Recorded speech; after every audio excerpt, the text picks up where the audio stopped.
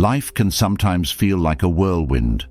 One moment, you're on top of the world, and the next, you're knocked down by a wave of confusion, uncertainty, or disappointment.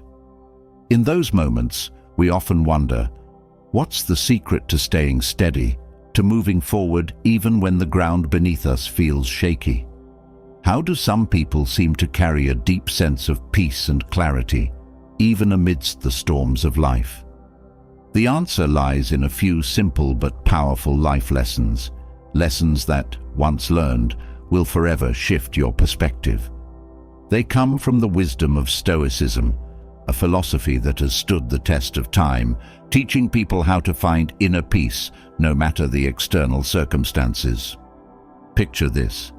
You've been wrestling with self-doubt, wondering if you'll ever figure it all out. The stress mounts as you overthink every decision, worrying about the future, beating yourself up over the past. Sound familiar? What if you learned that this mental battle isn't necessary? What if you discovered a way to live where peace isn't something you chase, but something that flows naturally into your life? It begins with shifting how you see the world and your place in it. There is a path that brings clarity and calm, and it all starts with understanding that the power is already within you to transform how you approach every challenge, every setback, and even your own emotions. The truth is, the way we live is often out of balance. We push ourselves too hard, compare our journey to everyone else's, and feel like we're always chasing the next thing. Our minds become cluttered with fears, regrets, and the pressure to be perfect. But this doesn't have to be the case. You can break free from these traps, and once you do, life will never look the same. Take a moment to think about how often we let external situations control our internal peace.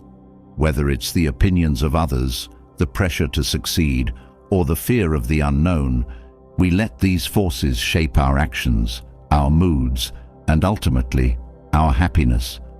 But what if you could live with a deep sense of purpose, unshaken by these distractions?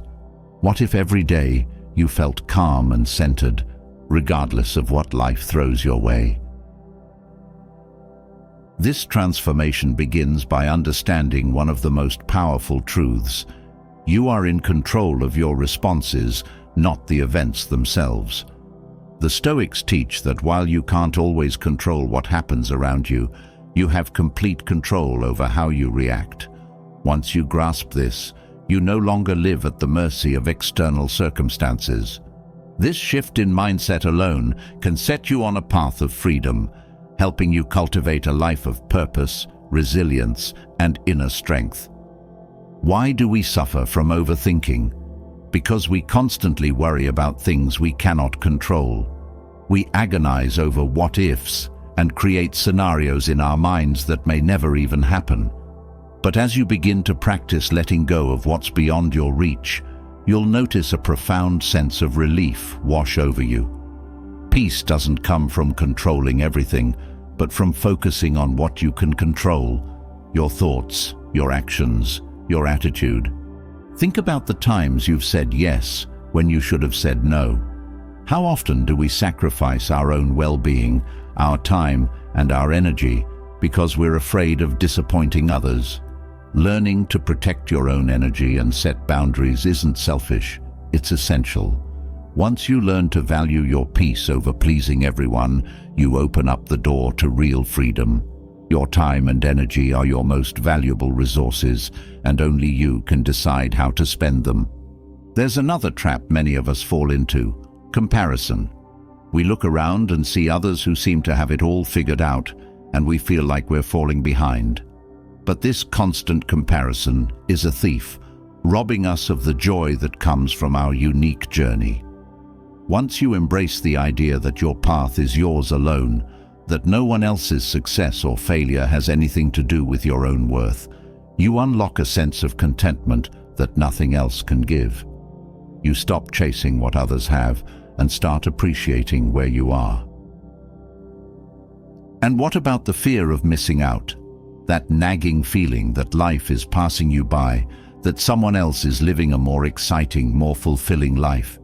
It keeps us running, always searching for the next thrill, the next opportunity, the next thing that will make us feel alive. But what if you learned that true joy comes not from having everything, but from being fully present in each moment? You'll discover that when you stop chasing every shiny distraction, life becomes richer, more meaningful, and far more peaceful. Life is filled with mundane tasks, the daily grind that sometimes feels like it's just dragging us down.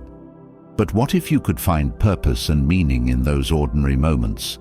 What if the way you wash the dishes, walk the dog, or fold the laundry could be as fulfilling as achieving a big goal? The key is learning how to be present, to pour your full attention into whatever you're doing, no matter how small. It's in these moments that you'll find the kind of peace that can transform your life. And then there's one of the most important lessons of all, self-forgiveness. We carry so much weight from our past mistakes, holding on to guilt and regret, as if punishing ourselves will somehow make us better. But it's the opposite. The longer you hold on to these burdens, the more they drag you down. Learning to forgive yourself is one of the greatest gifts you can give to yourself.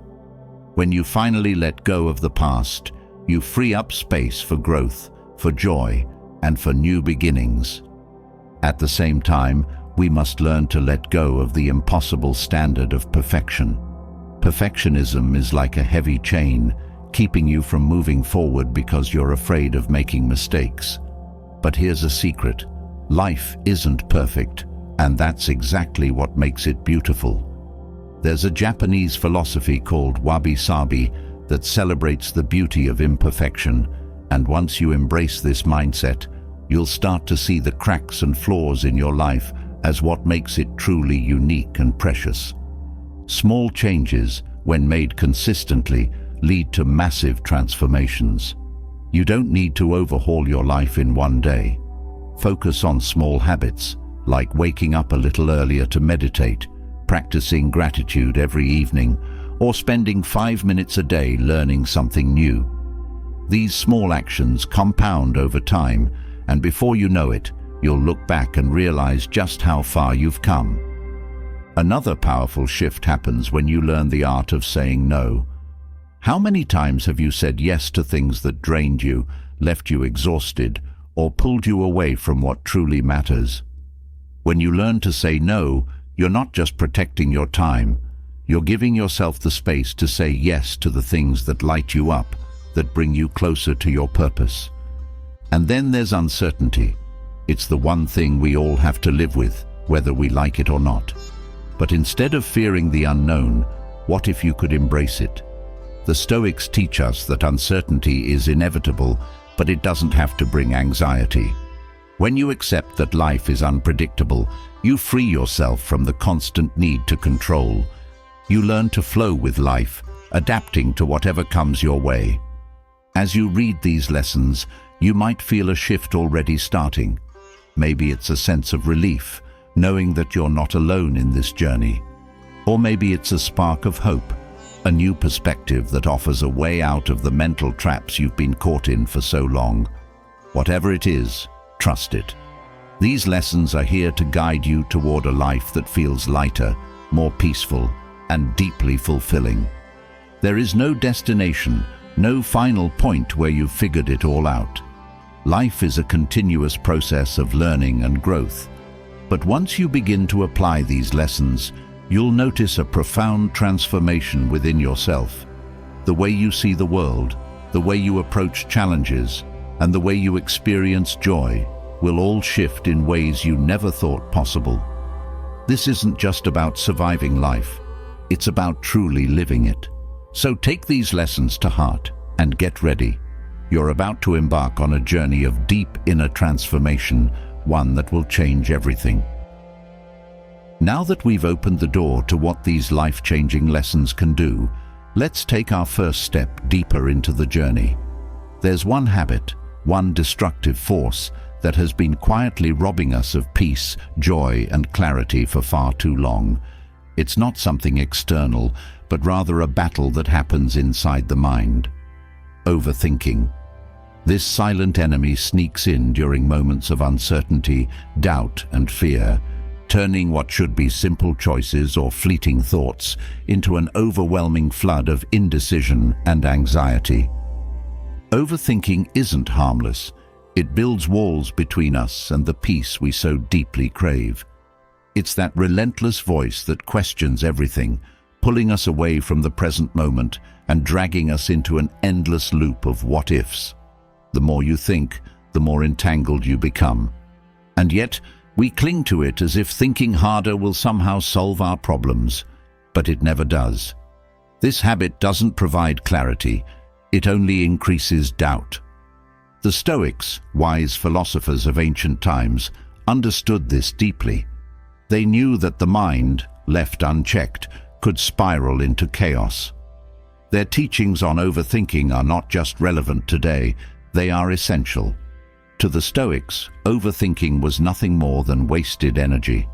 Marcus Aurelius, one of the greatest Stoic philosophers, reminded us that much of what we worry about never comes to pass. Our anxieties are often built on illusions rather than reality. The first step in breaking free from this mental trap is recognizing the futility of trying to control the uncontrollable. Overthinking thrives on the illusion that if we analyze every possible outcome, we can somehow guarantee a certain result. But life doesn't work that way. We are only in control of our actions and our reactions. Everything else is outside our grasp. This realization is liberating because it allows us to stop fighting against forces we can never command. The Stoics taught us the art of focusing on what's within our control and letting go of everything else. It sounds simple, but its power is profound. When you stop trying to control outcomes, the mind quiets down. You begin to notice that the present moment is not something to be feared, but something to embrace. This is where life happens, not in the tangled web of hypothetical scenarios, but right here, right now. Eastern philosophies like Buddhism echo this wisdom. They teach that overthinking is born from attachment to outcomes, attachment to expectations, attachment to desires. When we become attached to these things, we suffer. The mind spins endlessly, trying to predict, control, and manipulate the future. But the future, like the past, is beyond our control. What we do have is this very moment. One of the most effective ways to silence the noise in your head is through mindfulness. Mindfulness is the practice of being fully present, not drifting into thoughts about what might happen tomorrow or regrets from yesterday, but paying attention to what is happening right now. It can be as simple as noticing the breath as it enters and leaves your body, or feeling the ground beneath your feet. These small acts of presence anchor you, pulling you out of the whirlwind of overthinking and back into the reality of now. It's in these moments of mindfulness that we realize the weight we've been carrying. The constant churning of thoughts doesn't make us more prepared, it makes us more tired. The mind, like any part of the body, needs rest. When we overthink, we exhaust ourselves mentally, leaving little room for clarity or peace. By practicing mindfulness, we allow our minds to breathe, to rest, to reset. There's a common misconception that thinking more will lead to better solutions, but in reality, overthinking clouds our judgment. When the mind is cluttered, it's hard to see clearly. Eastern wisdom teaches that clarity comes not from thinking harder, but from thinking less. The quieter the mind, the sharper the focus. When we learn to quiet our thoughts, we begin to experience something extraordinary: clarity. Decisions that once felt impossible suddenly seem straightforward. The path forward becomes clear, not because we've overanalyzed every possibility, but because we've stopped letting fear and doubt cloud our vision. The mind, when still, sees with greater clarity than when it is racing. Breaking the cycle of overthinking doesn't happen overnight. It requires patience and practice. But each time you catch yourself falling into the trap, and each time you choose to refocus on the present, you weaken its hold. You begin to retrain your mind to let go of the need for constant analysis and to trust that life unfolds as it should. Another powerful tool in overcoming overthinking is acceptance. The Stoics often spoke of accepting reality as it is, not as we wish it to be. Much of our overthinking comes from resisting what is. We dwell on things we wish had gone differently or worry about things that may never happen. But once you embrace reality, you free yourself from this mental tug-of-war. You stop resisting the flow of life and start moving with it. Acceptance doesn't mean giving up or becoming passive. It means acknowledging what is beyond your control and choosing how to respond. When you accept that uncertainty is a part of life, you stop overthinking every decision, every possibility. You move forward with clarity and purpose, knowing that no matter what happens, you have the inner strength to handle it. One of the most crippling effects of overthinking is self-doubt. We question our abilities, our choices, and our worth. Over time, this doubt erodes our confidence, leaving us stuck in a loop of indecision. But what if you learned to trust yourself? What if you could act without needing to analyze every possible outcome? The Stoics believed that confidence comes from knowing that whatever happens, you have the strength to endure. Self-doubt thrives in the mind of an overthinker. It feeds on every hesitation, every second guess. But as you begin to let go of the need to predict and control, you start to build trust in yourself. You learn to trust your intuition, to trust that you are capable of handling whatever comes your way. The more you practice letting go, the more you realize how much energy you've wasted on thoughts that never served you. Overthinking doesn't prepare you for life. It keeps you stuck in fear. But when you release the need to control everything, you gain something far more valuable: freedom. Freedom from the chains of doubt, fear, and uncertainty. Freedom to live fully in each moment. Eastern philosophies also teach the importance of detachment in overcoming overthinking. Detachment doesn't mean you stop caring, it means you stop clinging. When we are overly attached to specific outcomes, we overthink every step we take. But when we practice detachment, we release the need for things to go a certain way. We learn to trust the process and focus on what we can control, our actions and our attitude. Overthinking often leads to procrastination. We become so wrapped up in analyzing every possible scenario that we end up doing nothing at all. But action is the antidote to overthinking. When you take a step, even a small one, you break the cycle of indecision. You move forward, and with each step, the weight of overthinking begins to lift. There's an old saying that goes, "The journey of 1,000 miles begins with a single step." This is the mindset we must adopt to overcome overthinking. Don't focus on the entire journey, just take the next step. The more you act, the less time you spend in your head, and the more progress you make in life. Fear is often at the root of overthinking. We fear making the wrong choice, fear failure, fear the unknown. But the Stoics remind us that fear is a projection of the mind, not a reflection of reality. They teach us to face our fears head-on, knowing that courage is not the absence of fear, but the willingness to move forward despite it. One of the greatest lessons the Stoics offer is the idea of memento mori, remembering that we are mortal. This isn't meant to be morbid, but empowering. When you realize that life is short, you stop wasting time on unnecessary worries and fears. You start to live more fully, more boldly. Overthinking, with all its wasted time and energy, becomes less appealing when you remember that every moment is precious. The mind is a powerful tool, but like any tool, it must be used wisely. Overthinking is a misuse of the mind's potential. When we learn to quiet our thoughts, focus on what's within our control, and let go of the rest, we unlock the mind's true power: clarity, peace, and purpose. As we close the chapter on overthinking, it becomes clear that mental clarity and peace are only part of the equation. To fully live a balanced life, we must also learn to navigate the physical and emotional aspects of our daily routines. It's not enough to simply stop overthinking. We must also find harmony between the relentless pursuit of our goals and the rest that allows us to recharge. Too often, we find ourselves caught in a cycle of striving, pushing ourselves to the point of burnout. But what if there was another way? A way to achieve more by doing less, by aligning our actions with a natural flow rather than forcing outcomes. In the Taoist philosophy, there's a principle that embodies this idea: Wu Wei, or effortless action. It's the art of doing without doing, of achieving without struggle.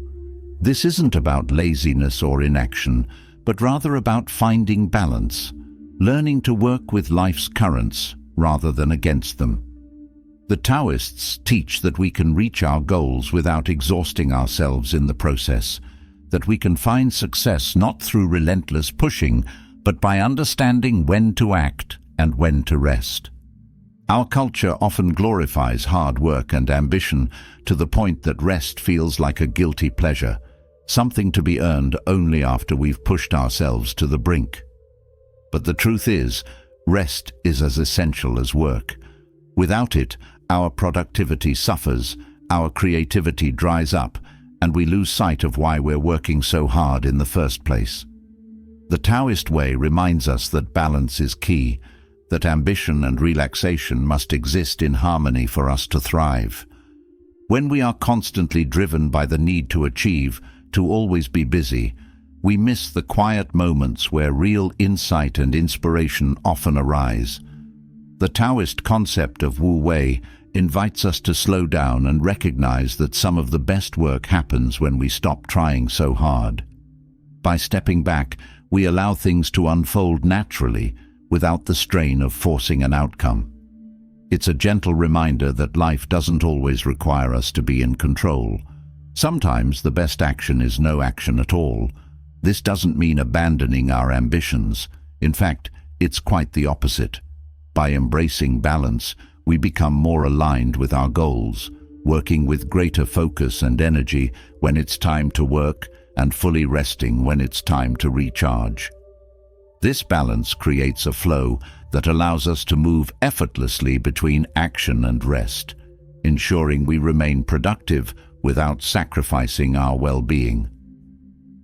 The practice of Wu Wei teaches us to trust in life's natural rhythm. There's a time for everything, a time to push forward and a time to ease back. When we listen to these rhythms, we find that we can accomplish more without the constant tension of always striving.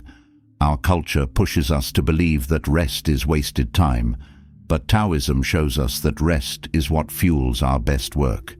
It's in the moments of stillness that we regain our energy, find clarity, and become ready to take the next step with purpose. When we operate in a state of constant action, we lose touch with ourselves.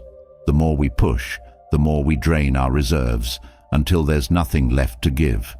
This is where burnout happens, when the balance between work and rest is lost.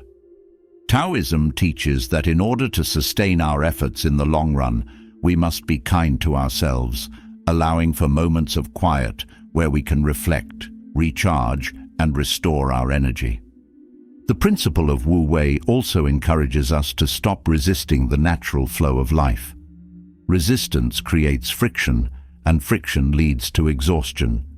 When we insist on making things happen through sheer force, we exhaust ourselves both mentally and physically. Taoism offers a different approach, one of surrender. Not surrender in the sense of giving up, but in the sense of releasing control and trusting that things will unfold as they are meant to. By flowing with life rather than against it, we conserve our energy and use it more effectively. In a world that constantly urges us to do more, be more, achieve more, it can feel counterintuitive to step back. But by doing so, we create space for creativity and insight to emerge naturally. Wu Wei reminds us that not everything needs to be done with force. Sometimes the best solutions come when we're not actively searching for them. This balance between effort and ease is the key to maintaining both productivity and peace. When we allow ourselves to rest, we open up new possibilities for growth. It's during rest that the body heals, the mind clears, and the heart finds peace. The Taoists understood that rest isn't just physical, it's a state of allowing yourself to be present in the moment without the need to rush to the next task. In this state, you become more attuned to your own needs and the natural rhythm of life around you. The balance between work and rest is not a one-size-fits-all solution. Each of us must find our own rhythm, recognizing when it's time to act and when it's time to let go. For some, this might mean taking short, regular breaks throughout the day. For others, it might mean carving out longer periods of rest to recharge fully. The key is listening to your body and your mind, recognizing the signs of burnout before they take hold. Another important aspect of Wu Wei is the idea of detachment from outcomes. We often work ourselves into exhaustion because we're so focused on achieving a specific result. But Taoism teaches us to focus on the process rather than the outcome. When we become overly attached to results, we create tension and stress, which only makes it harder to reach our goals. By detaching from the outcome and focusing on the present moment, we free ourselves from the pressure of perfection and allow ourselves to enjoy the journey. This approach doesn't mean we abandon our goals. It means we approach them with a sense of ease and trust, knowing that our efforts will lead us to where we need to be. The path may not always be clear, and the outcome may not always be what we expect. But by trusting the process, we move forward without the weight of unnecessary stress. Finding balance between work and rest requires a shift in mindset. It requires us to let go of the belief that we must always be doing something to be productive. Taoism teaches us that true productivity comes from working with the flow of life, not against it. When we're aligned with this flow, we find that things come more easily, that we can accomplish more with less effort. One of the most beautiful aspects of Wu Wei is the way it teaches us to appreciate the present moment. When we're constantly rushing from one task to the next, we miss out on the simple joys of life. But when we allow ourselves to slow down, we become more aware of the beauty around us, the warmth of the sun on our skin, the sound of birds in the trees, the feeling of peace that comes from simply being. This awareness enriches our lives in ways that constant busyness never can. By embracing Wu Wei, we learn to trust ourselves more deeply. We learn that we don't need to micromanage every aspect of our lives, that sometimes the best course of action is to step back and let things unfold. This trust in ourselves and in life creates a sense of inner peace that sustains us through both work and rest. In a society that values productivity above all else, it's easy to forget the importance of rest. But rest is not a luxury. It's a necessity. Without it, we cannot function at our best. Wu Wei reminds us that rest is an essential part of the cycle of life. Just as nature has its seasons of growth and rest, so too must we honor our need for both work and relaxation. Learning to find balance between work and rest doesn't mean we become less ambitious. On the contrary, it means we become more effective in our pursuits. When we're well rested and aligned with the natural flow of life, we're able to bring our best selves to everything we do. We become more focused, more creative, and more resilient in the face of challenges.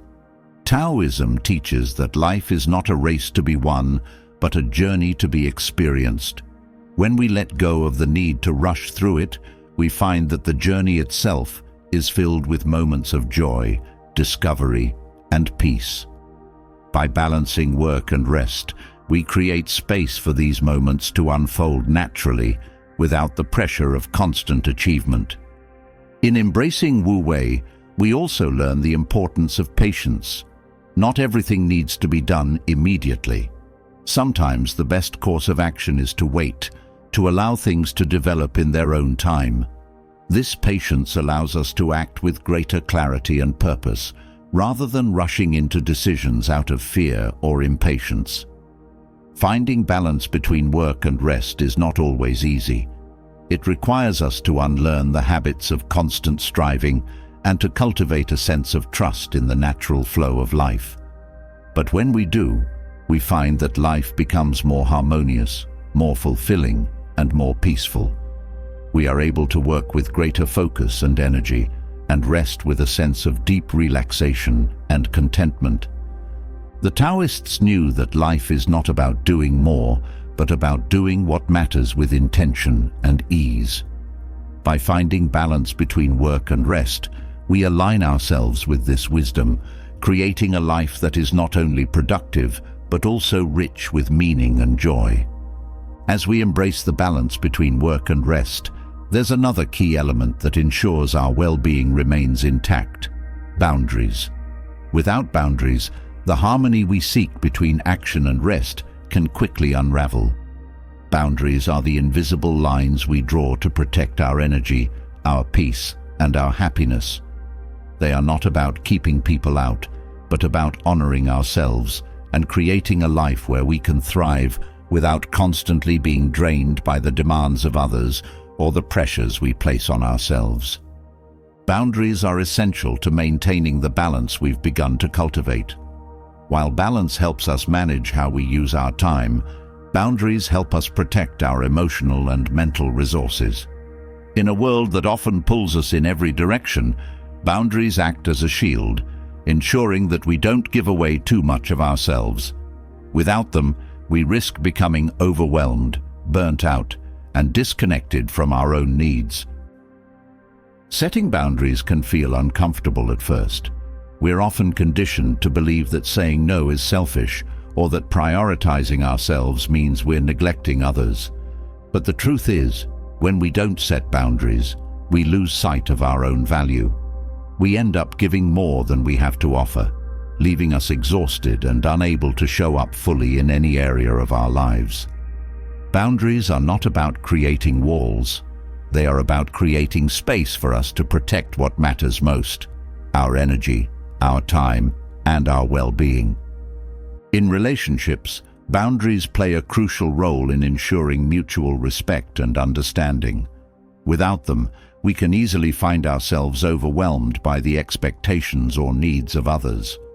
It's not uncommon to feel obligated to say yes to everything, whether it's a friend asking for a favor or a colleague pushing extra work onto your plate.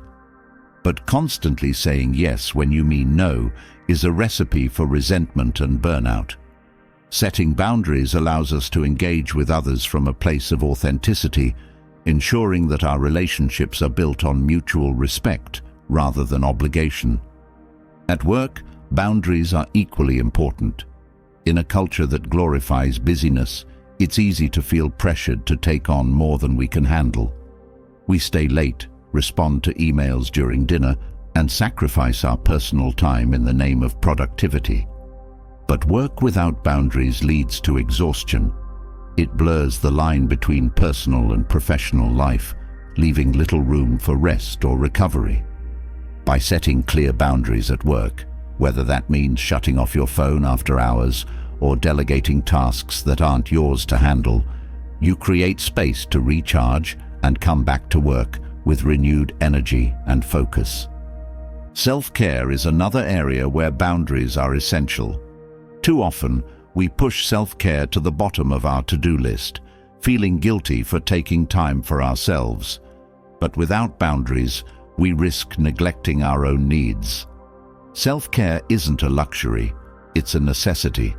Setting boundaries around self-care means carving out time to rest, reflect, and rejuvenate without feeling the need to justify it to others. It's about recognizing that you are worthy of the same care and attention you give to everyone else. One of the most powerful aspects of setting boundaries is how it strengthens our sense of self. When we set clear boundaries, we reaffirm our worth. We let go of the need to please everyone or meet every demand placed on us. Instead, we prioritize what truly matters: our peace of mind, our happiness, and our health. Boundaries remind us that we don't have to give all of ourselves away to be loved, respected, or valued. We can protect our energy while still showing up fully in our lives. There's a deep sense of empowerment that comes from setting boundaries. It's the realization that you are in control of how your energy is spent. No one else has the right to dictate how you use your time, your attention, or your emotional resources. Boundaries allow you to reclaim your power, ensuring that you are living life on your own terms rather than being pulled in a million different directions by external pressures. But boundaries are not just about saying no. They're also about saying yes to what aligns with your values and needs. Setting boundaries creates space for the things that truly nourish you. It allows you to make room for what matters, whether that's time with loved ones, creative pursuits, or simply moments of quiet reflection. When you set boundaries, you choose where your energy goes, ensuring that it's invested in things that bring you joy and fulfillment. One of the common fears around setting boundaries is the worry that others will be offended or upset. But the truth is, setting boundaries often strengthens relationships rather than weakens them. When you set clear expectations, it removes confusion and ensures that both parties understand where they stand. Healthy boundaries create healthy relationships. They allow you to show up authentically without feeling drained or resentful, and they invite others to do the same. Boundaries also help protect your emotional well-being. In a world where emotional energy can be easily depleted by the demands of others, setting boundaries ensures that you don't take on more than you can handle. It's about recognizing when you need to step back, when you need to rest, and when you need to protect your emotional space. Boundaries act as a buffer, helping you maintain your mental and emotional health even in the midst of stress or conflict. Setting boundaries isn't just about protecting yourself, it's also an act of self-love. It's about recognizing that you deserve to be treated with respect by yourself and others. When you set boundaries, you are saying, "I value myself enough to protect my peace." This act of self-love creates a ripple effect, improving not just your own well-being, but also the quality of your interactions with others.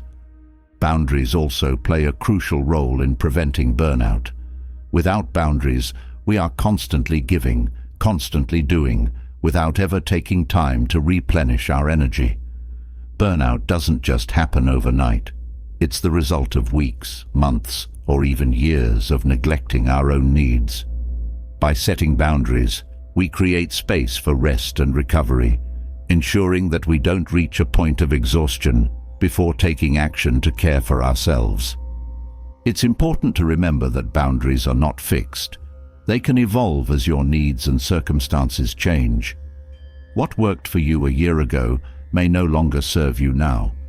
Setting boundaries is an ongoing process of self-awareness and self-reflection. It requires you to regularly check in with yourself, to assess whether your current boundaries are still serving you or if they need to be adjusted.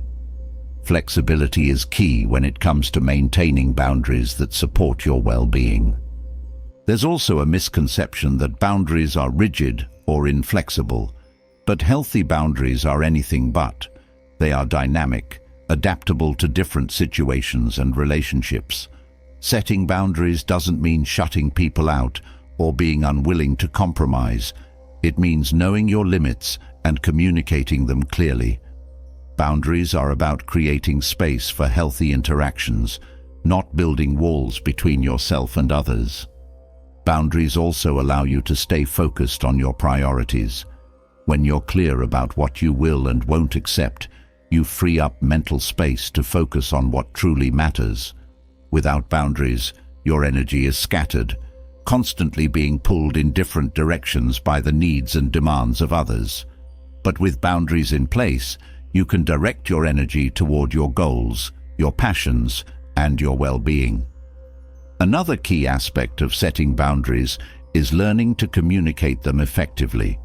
It's not enough to set boundaries in your own mind. You must also communicate them to others. This can be challenging, especially if you're not used to asserting yourself. But clear communication is essential for ensuring that your boundaries are respected. Whether it's in relationships, at work, or in your personal life, expressing your boundaries with clarity and confidence is crucial for maintaining them. It's also important to recognize that boundaries are not just about protecting yourself from others. They're also about protecting yourself from your own habits and tendencies. Sometimes, the biggest challenge in setting boundaries is learning to say no to yourself. Whether it's resisting the urge to overwork, overcommit, or neglect your own needs, setting boundaries with yourself is a powerful act of self-discipline and self-respect. Boundaries also help you manage your energy more effectively. When you know your limits and respect them, you are able to allocate your energy in a way that supports your well-being. You become more mindful of how you spend your time and attention, ensuring that you are not constantly drained by external demands or internal pressures. Boundaries allow you to conserve your energy for what truly matters, rather than wasting it on things that don't align with your values or priorities. One of the most powerful outcomes of setting boundaries is the sense of freedom it brings. When you no longer feel obligated to say yes to everything or to meet every demand placed on you, you reclaim your freedom to choose. Boundaries give you the freedom to decide how you want to live, how you want to spend your time, and how you want to interact with the world. This freedom is essential for creating a life that feels authentic and fulfilling. It's also important to remember that boundaries are not about perfection. You won't always get it right, and that's okay. Setting boundaries is a practice, and like any practice, it takes time to develop. You may find yourself slipping back into old habits or struggling to assert your boundaries in certain situations. But with each attempt, you become stronger and more confident in protecting your energy and peace. One of the biggest challenges in setting boundaries is dealing with the guilt that often accompanies it. We're taught to be helpful, to be accommodating, and to put others' needs before our own. But setting boundaries requires us to let go of this guilt and recognize that taking care of ourselves is not selfish. It's necessary. You cannot pour from an empty cup, and by setting boundaries, you ensure that you have the energy and resources to show up fully for yourself and others. Boundaries also teach us about the importance of self-trust. When we set boundaries, we are trusting ourselves to know what we need, to know our limits, and to protect our well-being. This self-trust is crucial for maintaining healthy boundaries over the long term. It allows us to stand firm in our decisions, even when others may not understand or agree with them. Setting boundaries also helps us cultivate a greater sense of presence. When we are constantly overwhelmed by external demands or internal pressures, it's difficult to be fully present in the moment. But when we set boundaries, we create space for ourselves to be fully engaged in whatever we are doing, whether it's spending time with loved ones, working on a project, or simply enjoying a moment of peace. In the end, boundaries are about creating a life that feels aligned with your values, your needs, and your sense of purpose. They allow you to protect your energy, focus on what matters most, and cultivate a sense of balance and peace in your daily life. Boundaries are not just a tool for self-protection. They are a path to greater freedom, fulfillment, and happiness. As we reflect on the power of setting boundaries, protecting our energy from external demands, and standing firm in our own self-worth, there's another silent threat to our peace that often goes unnoticed: comparison. No matter how strong our boundaries may be, they can still crumble when we let ourselves be consumed by the habit of measuring our lives against others. This habit of comparing creates a deep sense of dissatisfaction robbing us of the joy that is available to us right now. The moment we start looking at what others have, what they've achieved, or how their lives seem to be unfolding, we open the door to feelings of inadequacy, envy, and self-doubt. Constant comparison is a thief, quietly slipping into our thoughts and turning what should be a celebration of our own growth into a spiral of self-criticism. It doesn't matter how much progress you've made, how far you've come, or how aligned you are with your own goals. When comparison creeps in, none of that feels good enough. It's like looking through a distorted mirror that magnifies what you lack and shrinks everything you've accomplished.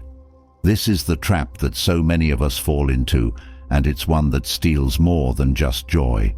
It takes away our confidence, our contentment, and even our motivation to move forward on our own path. One of the most painful aspects of comparison is that it often happens without us even realizing it. We scroll through social media, see glimpses of others' lives, and start to feel like we're not doing enough or that we're falling behind. But the truth is, we're only seeing a curated version of their reality, not the full picture. We compare our behind-the-scenes struggles to someone else's highlight reel, and that's where the suffering begins. We start to believe that we're the only ones struggling, that everyone else has it all figured out while we're still trying to piece things together. But this comparison is based on a lie that tells us that there's one path to success, one version of happiness, one timeline for achievement. In reality, everyone's journey is unique, and no two paths look the same. What brings joy, fulfillment, and meaning to one person may not do the same for another. When we compare ourselves to others, we lose sight of the fact that our own path is just as valid, just as worthy of celebration, even if it looks completely different from what we see around us. Breaking free from the cycle of comparison requires a shift in perspective. Instead of focusing on what others are doing, achieving, or becoming, we need to turn our attention inward. The question is not, how do I measure up to others? But rather, am I living in alignment with my own values, my own desires, and my own goals? This shift from external validation to internal fulfillment is where true contentment begins. When we stop measuring ourselves against the standards of others, we free ourselves from the constant pressure to perform, to compete, and to prove our worth. Comparison also breeds a sense of scarcity, convincing us that there's not enough success, happiness, or fulfillment to go around. We see someone else achieving something, and instead of celebrating their success, we feel like it's a reflection of our own lack. But the truth is, life is not a competition. Someone else's success doesn't take anything away from you. There is enough room for everyone to thrive in their own way, at their own pace. Letting go of this scarcity mindset is crucial for breaking free from the toxic cycle of comparison. Embracing the uniqueness of your own journey means recognizing that there is no one-size-fits-all version of success. What works for someone else may not work for you, and that's okay. The beauty of life is in its diversity. Each person's path is shaped by their own experiences, challenges, and choices. When we learn to celebrate this diversity, both in ourselves and in others, we can appreciate the richness of our own journey without feeling the need to compare it to anyone else's. One of the keys to breaking free from comparison is gratitude. When we focus on what we already have rather than what we lack, we begin to shift our mindset from one of deficiency to one of abundance. Gratitude helps us see the blessings in our own lives, the progress we've made, and the opportunities that are available to us right now. It grounds us in the present moment, reminding us that our worth is not determined by how we compare to others, but by the fullness of our own experience. Another important aspect of letting go of comparison is recognizing that everyone is on their own timeline. Just because someone else seems to be moving faster or achieving more doesn't mean that you're behind. Life unfolds at its own pace, and rushing through it in an attempt to keep up with others only leads to burnout and frustration. Trusting your own timeline and honoring the pace that feels right for you is an essential part of finding peace within yourself. It's also important to remember that comparison often leads to a false sense of competition. When we compare ourselves to others, we start to believe that we need to compete with them, that their success somehow diminishes our own potential. But this mindset only creates unnecessary tension and stress. The truth is, there is no competition. Each of us is on a unique journey, and there is no need to compete with anyone but ourselves. Letting go of comparison also requires us to cultivate self-compassion. We are often our own harshest critics, constantly measuring ourselves against others and finding ourselves lacking. But when we practice self-compassion, we learn to treat ourselves with the same kindness and understanding that we would offer a friend. We acknowledge that we are doing the best we can, and that our worth is not determined by how we compare to others. Another powerful tool for breaking free from comparison is mindfulness. When we practice mindfulness, we become more aware of our thoughts and the ways in which comparison sneaks into our minds. By bringing our attention to the present moment, we can catch ourselves in the act of comparing and gently redirect our focus back to our own journey. Mindfulness helps us break the habit of comparison by teaching us to be present with ourselves without judgment or self-criticism. It's also helpful to recognize that comparison often comes from a place of insecurity. When we feel unsure of ourselves or uncertain about our own worth, we look to others for validation. But this external validation is fleeting, and it never truly satisfies. The only way to build lasting confidence and contentment is to cultivate a sense of worthiness from within. When we learn to trust ourselves, to believe in our own value, we no longer feel the need to compare ourselves to others. Breaking free from comparison also involves setting boundaries with social media and other sources of external influence. While social media can be a powerful tool for connection and inspiration, it can also be a breeding ground for comparison. By curating your online environment and being mindful of the content you consume, you can protect your mental and emotional well-being from the constant bombardment of images and messages that fuel comparison. It's important to remember that no one's life is perfect, no matter how it may appear on the surface. Everyone faces challenges, struggles, and setbacks, even if they don't share them publicly. When we compare ourselves to others, we are often comparing our struggles to their successes without seeing the full picture. Recognizing that everyone has their own battles helps us let go of the need to compare and instead focus on our own growth. Embracing your own journey also means celebrating your successes, no matter how small they may seem. When we're constantly comparing ourselves to others, we tend to overlook our own achievements, believing that they don't measure up. But every step forward, no matter how small, is worth celebrating. By acknowledging your progress, you build a sense of accomplishment and pride in your own path. Another way to break free from comparison is to focus on your own growth, rather than the achievements of others. When you shift your attention from external validation to personal development, you begin to see your journey as a process of continuous improvement, rather than a race to keep up with others. This mindset allows you to find joy in the progress you're making, without feeling the need to compare yourself to anyone else. It's also helpful to surround yourself with people who support and uplift you, rather than those who fuel feelings of comparison. Building a community of like-minded individuals who celebrate your successes and encourage your growth can help you stay focused on your own journey, rather than getting caught up in the comparison trap. Letting go of comparison also involves redefining success on your own terms.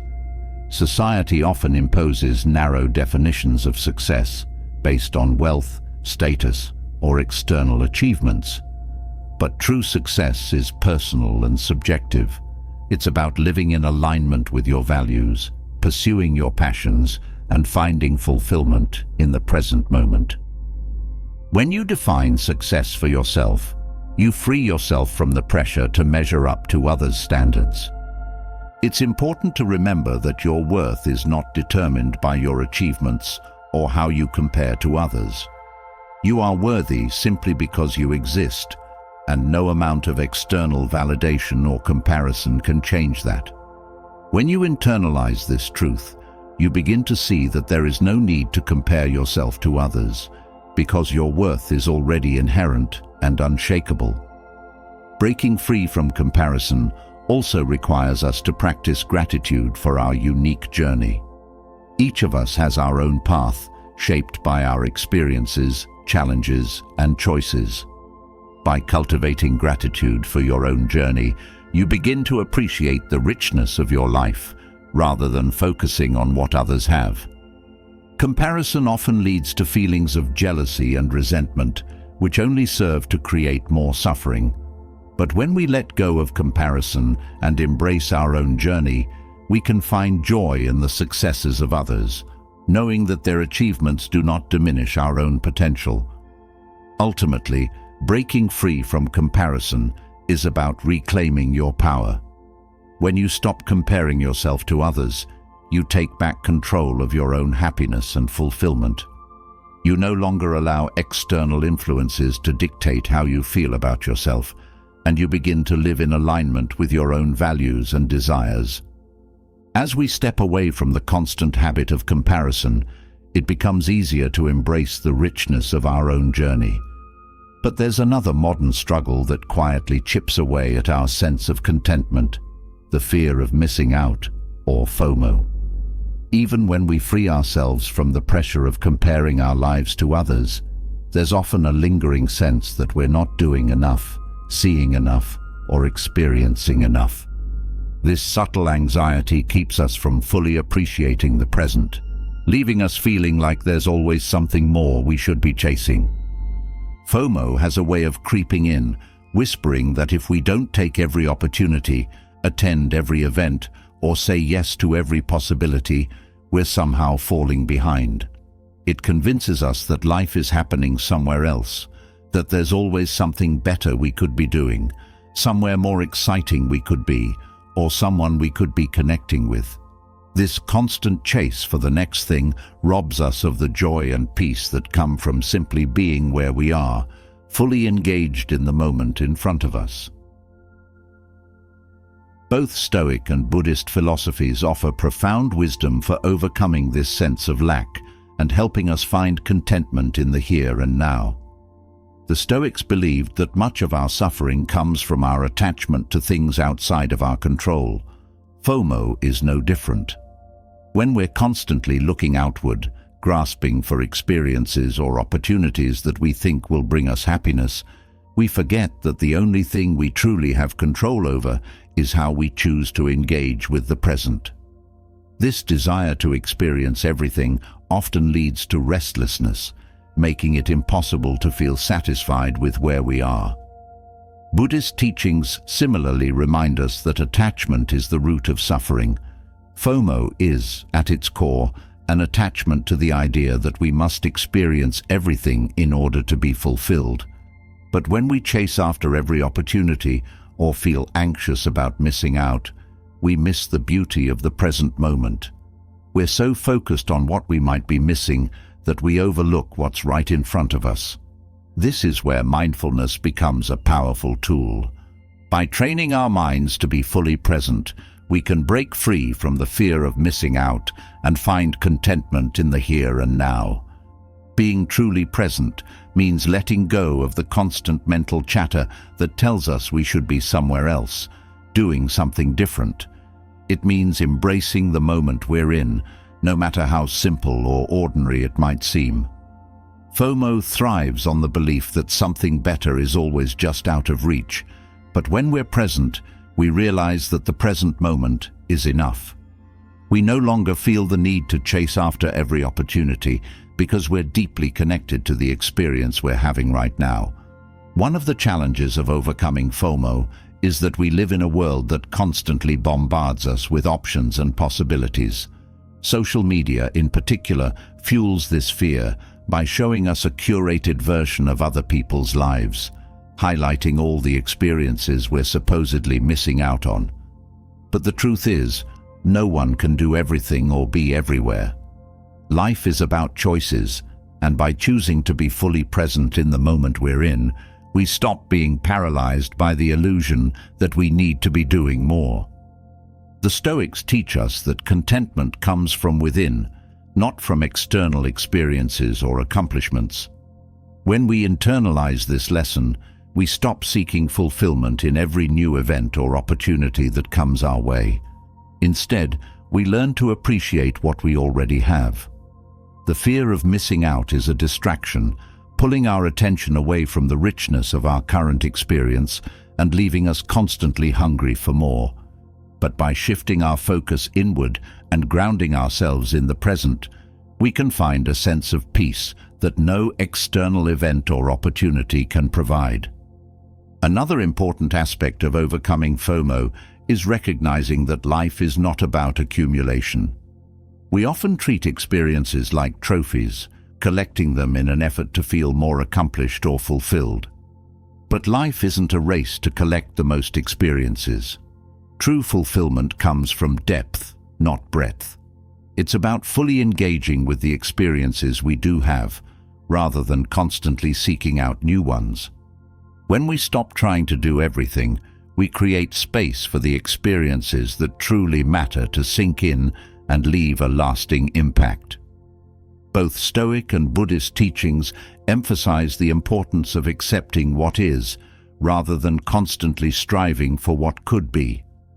FOMO keeps us in a state of perpetual striving, always searching for the next thing that will bring us happiness. But happiness isn't something we find by chasing after it. It's something we cultivate by being present and content with what we already have. The moment we stop looking for fulfillment outside of ourselves is the moment we begin to experience true peace. Mindfulness plays a crucial role in helping us break free from FOMO. When we practice mindfulness, we train our minds to focus on the present moment without judgment. This allows us to fully experience whatever we're doing without being distracted by thoughts of what we could or should be doing instead. It helps us quiet the mental noise that tells us we're missing out, and instead brings our attention to the richness of the here and now. There's a certain freedom that comes from letting go of the fear of missing out. When we're no longer chasing after every opportunity or trying to experience everything, we open ourselves up to the present in a way that's both liberating and grounding. We no longer feel the need to keep up with others or constantly seek out new experiences to feel validated. Instead, we find a deep sense of contentment in simply being. Overcoming FOMO also requires a shift in our values. We must learn to value quality over quantity, depth over variety. It's easy to get caught up in the idea that we need to do more, see more, and achieve more in order to be fulfilled. But when we focus on the depth of our experiences rather than the number of experiences we have, we begin to find true meaning. Whether it's a meaningful conversation with a friend or a quiet moment of reflection, these experiences have the power to nourish us in ways that constant activity cannot. One of the reasons FOMO is so pervasive is that it feeds on our fear of regret. We worry that if we don't say yes to every opportunity, we'll regret it later. But this fear of regret often leads us to overcommit and spread ourselves too thin.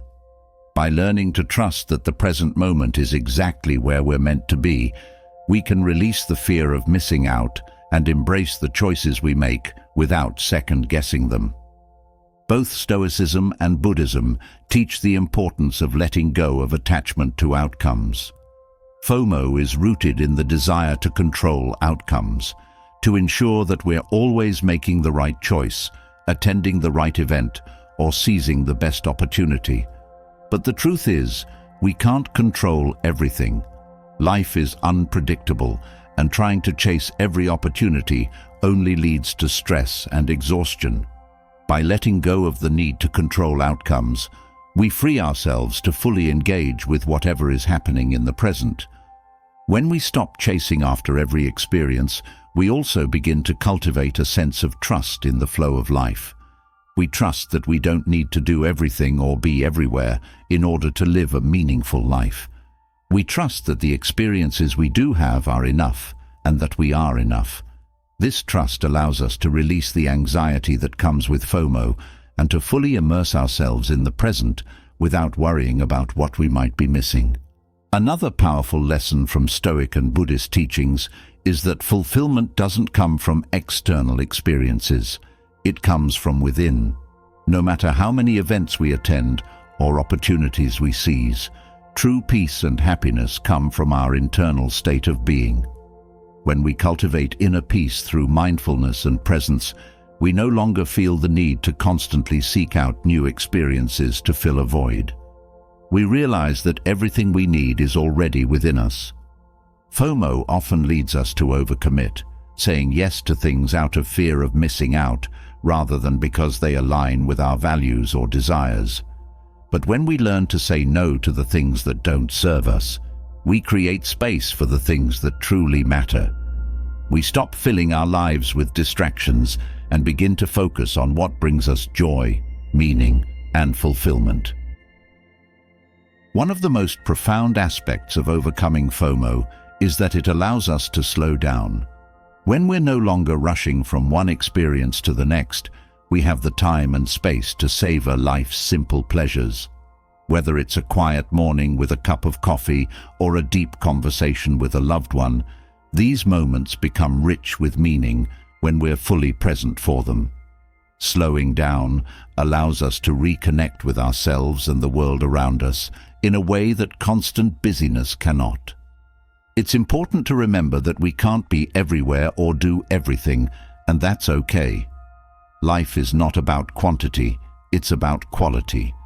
The more we focus on being present in each moment, the more fulfilling our lives become. When we let go of the need to chase after every opportunity, we open ourselves up to the possibility of truly experiencing the depth and beauty of the present.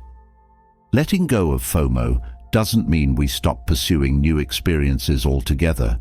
It means we approach them from a place of mindfulness and intention. We no longer say yes out of fear, but because the experience aligns with our values and brings us joy. This shift allows us to move through life with a sense of purpose and clarity, rather than being driven by anxiety and the fear of missing out. When we fully engage with the present, we begin to realize that life is happening right here, right now. We stop looking for fulfillment outside of ourselves and start finding joy in the simple act of being.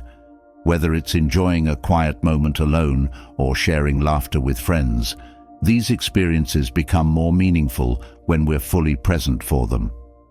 Overcoming FOMO allows us to experience the richness of life in a way that constant striving never can. In the end, overcoming FOMO is about embracing the present and letting go of the need to do it all. It's about trusting that we are exactly where we're meant to be and that the experiences we're having are enough. When we let go of the fear of missing out, we free ourselves to fully engage with life, finding joy, peace, and contentment in the present moment.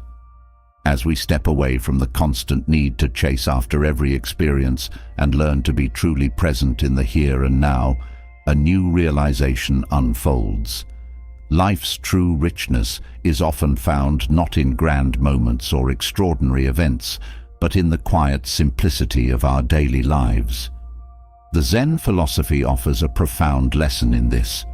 While we may be conditioned to think that purpose is found in big achievements or remarkable occasions, Zen teaches that there is deep meaning to be discovered in even the most mundane tasks, if only we bring our full awareness to them. It is in these small, everyday moments that we can find peace, fulfillment, and a connection to something greater. In the rush to achieve more, experience more, and constantly seek the next big thing, we overlook the beauty of the ordinary. Washing the dishes, folding laundry, walking to work. These tasks, though simple, are opportunities to engage with life in a mindful and meaningful way. When we approach them with presence and attention, they become more than just chores. They become moments where we can find a deeper connection to the flow of life. This is the essence of the Zen approach to daily living, finding purpose and fulfillment in the small acts that make up our days. Zen philosophy encourages you to see that each task, no matter how simple, has the potential to bring us into a state of peace.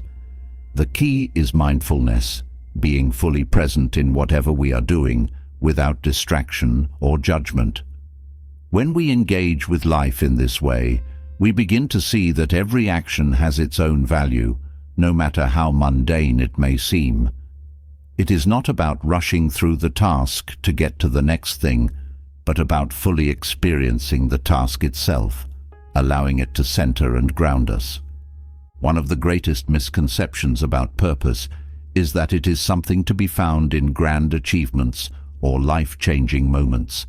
But Zen teaches us that purpose is not something that exists outside of ourselves, waiting to be discovered. It is something we cultivate through how we live each moment. Even the act of sweeping the floor or making the bed can be infused with purpose when done with mindful attention. It is not the task itself that matters, but the way we approach it. There is a deep sense of peace that comes from letting go of the need to constantly seek out excitement or fulfillment in external things. Instead, Zen invites us to turn our attention inward, to find fulfillment in the simplicity of being.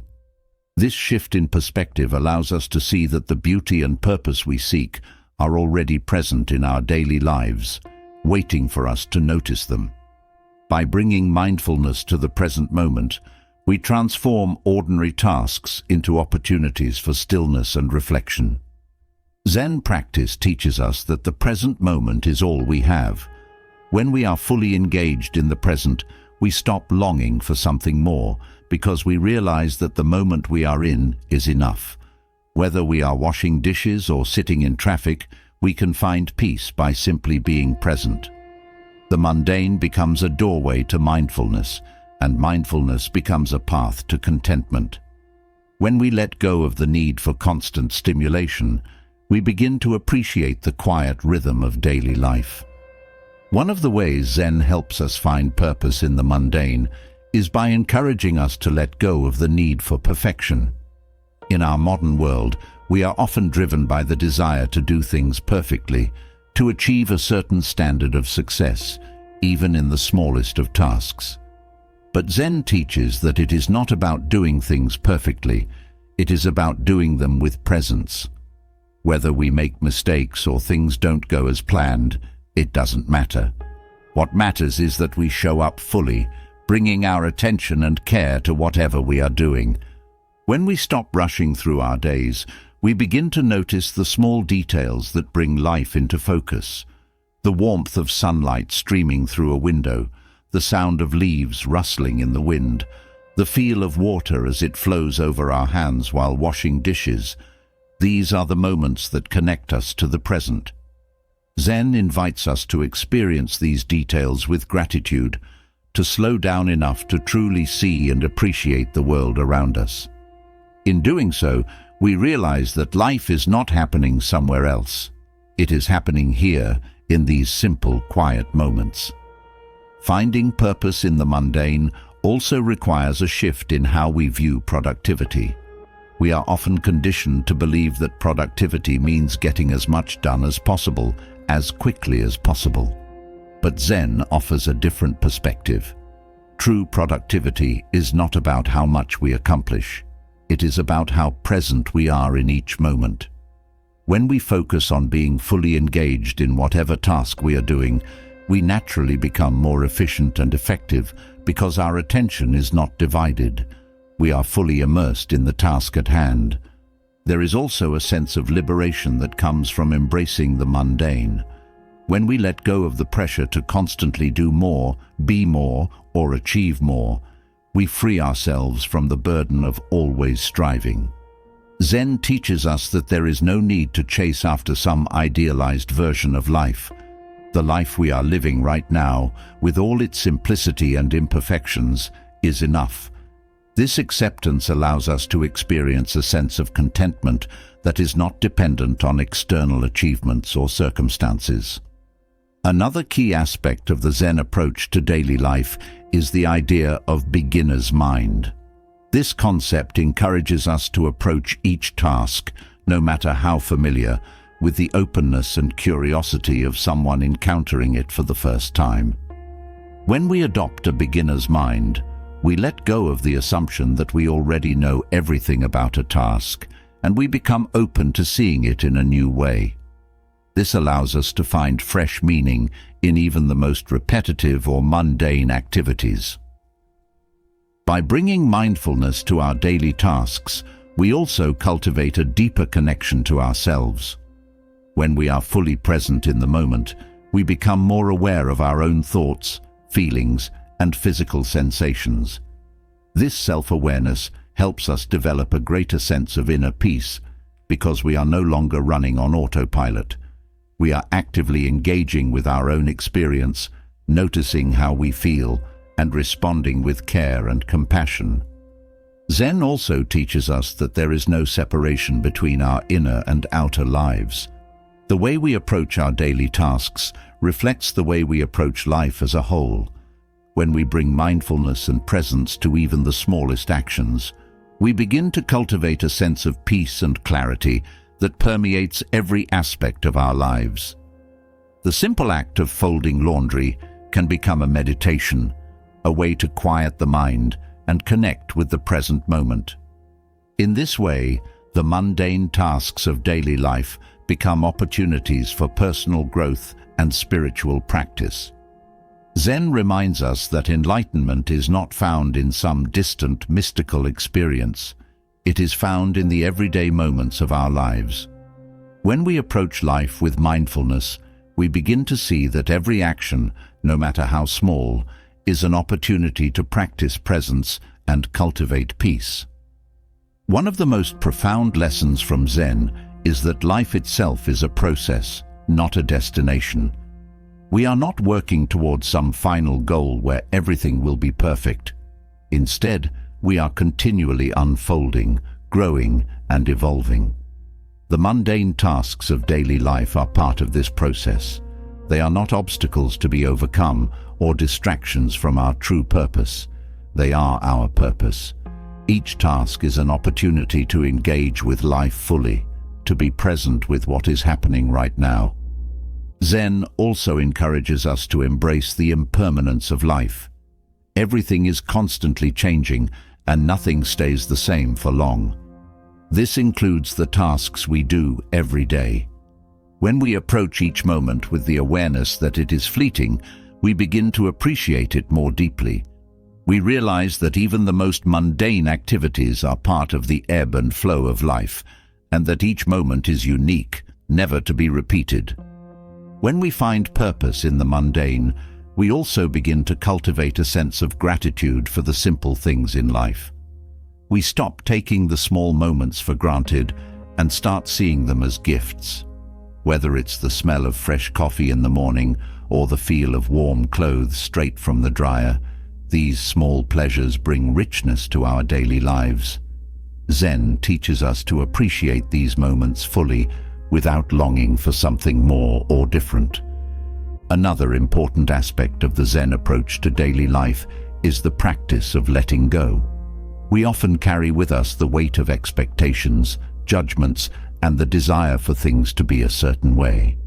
But Zen encourages us to let go of these attachments and accept life as it is, in all its simplicity. When we let go of the need for things to be perfect or exciting, we create space for peace to enter. We stop fighting against life and start flowing with it. In this way, Zen teaches us that the mundane is not something to be escaped or avoided. It is something to be embraced. The ordinary moments of life are just as sacred as the extraordinary ones. When we bring mindfulness to these moments, we transform them into opportunities for connection, reflection, and growth. We stop waiting for life to begin and realize that life is already happening, right here, in this very moment. By finding purpose in the mundane, we also begin to cultivate a sense of humility. Zen teaches us that we are not separate from the world around us, we are part of it. The tasks we do each day, no matter how small, are part of the larger web of life. Whether we are cleaning our home, preparing a meal, or tending to a garden, these actions connect us to something greater than ourselves. They remind us that we are not alone, but part of a larger whole. Zen also reminds us that simplicity is not something to be avoided, it is something to be cherished. In a world that often values complexity and busyness, Zen teaches us that there is beauty in simplicity. The simple act of being present with ourselves and our surroundings is enough. We don't need to fill our lives with constant activity or stimulation in order to find meaning. The meaning is already there, waiting for us to notice it. In the end, the Zen approach to daily life is about cultivating a sense of presence and peace in every moment. It is about finding purpose not in some distant goal or achievement, but in the simple, everyday tasks that make up our lives. By bringing mindfulness to these tasks, we transform them from mundane chores into opportunities for connection, reflection, and growth. We stop searching for meaning outside of ourselves and realize that it is already present, here and now.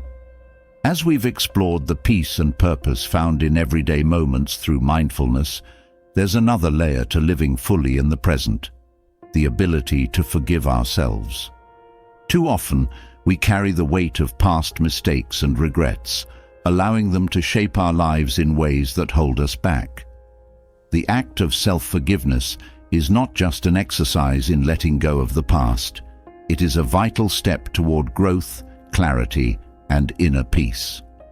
Both Stoic and Buddhist philosophies teach the importance of compassion toward ourselves, recognizing that true progress can only come when we release the burden of guilt and self-blame.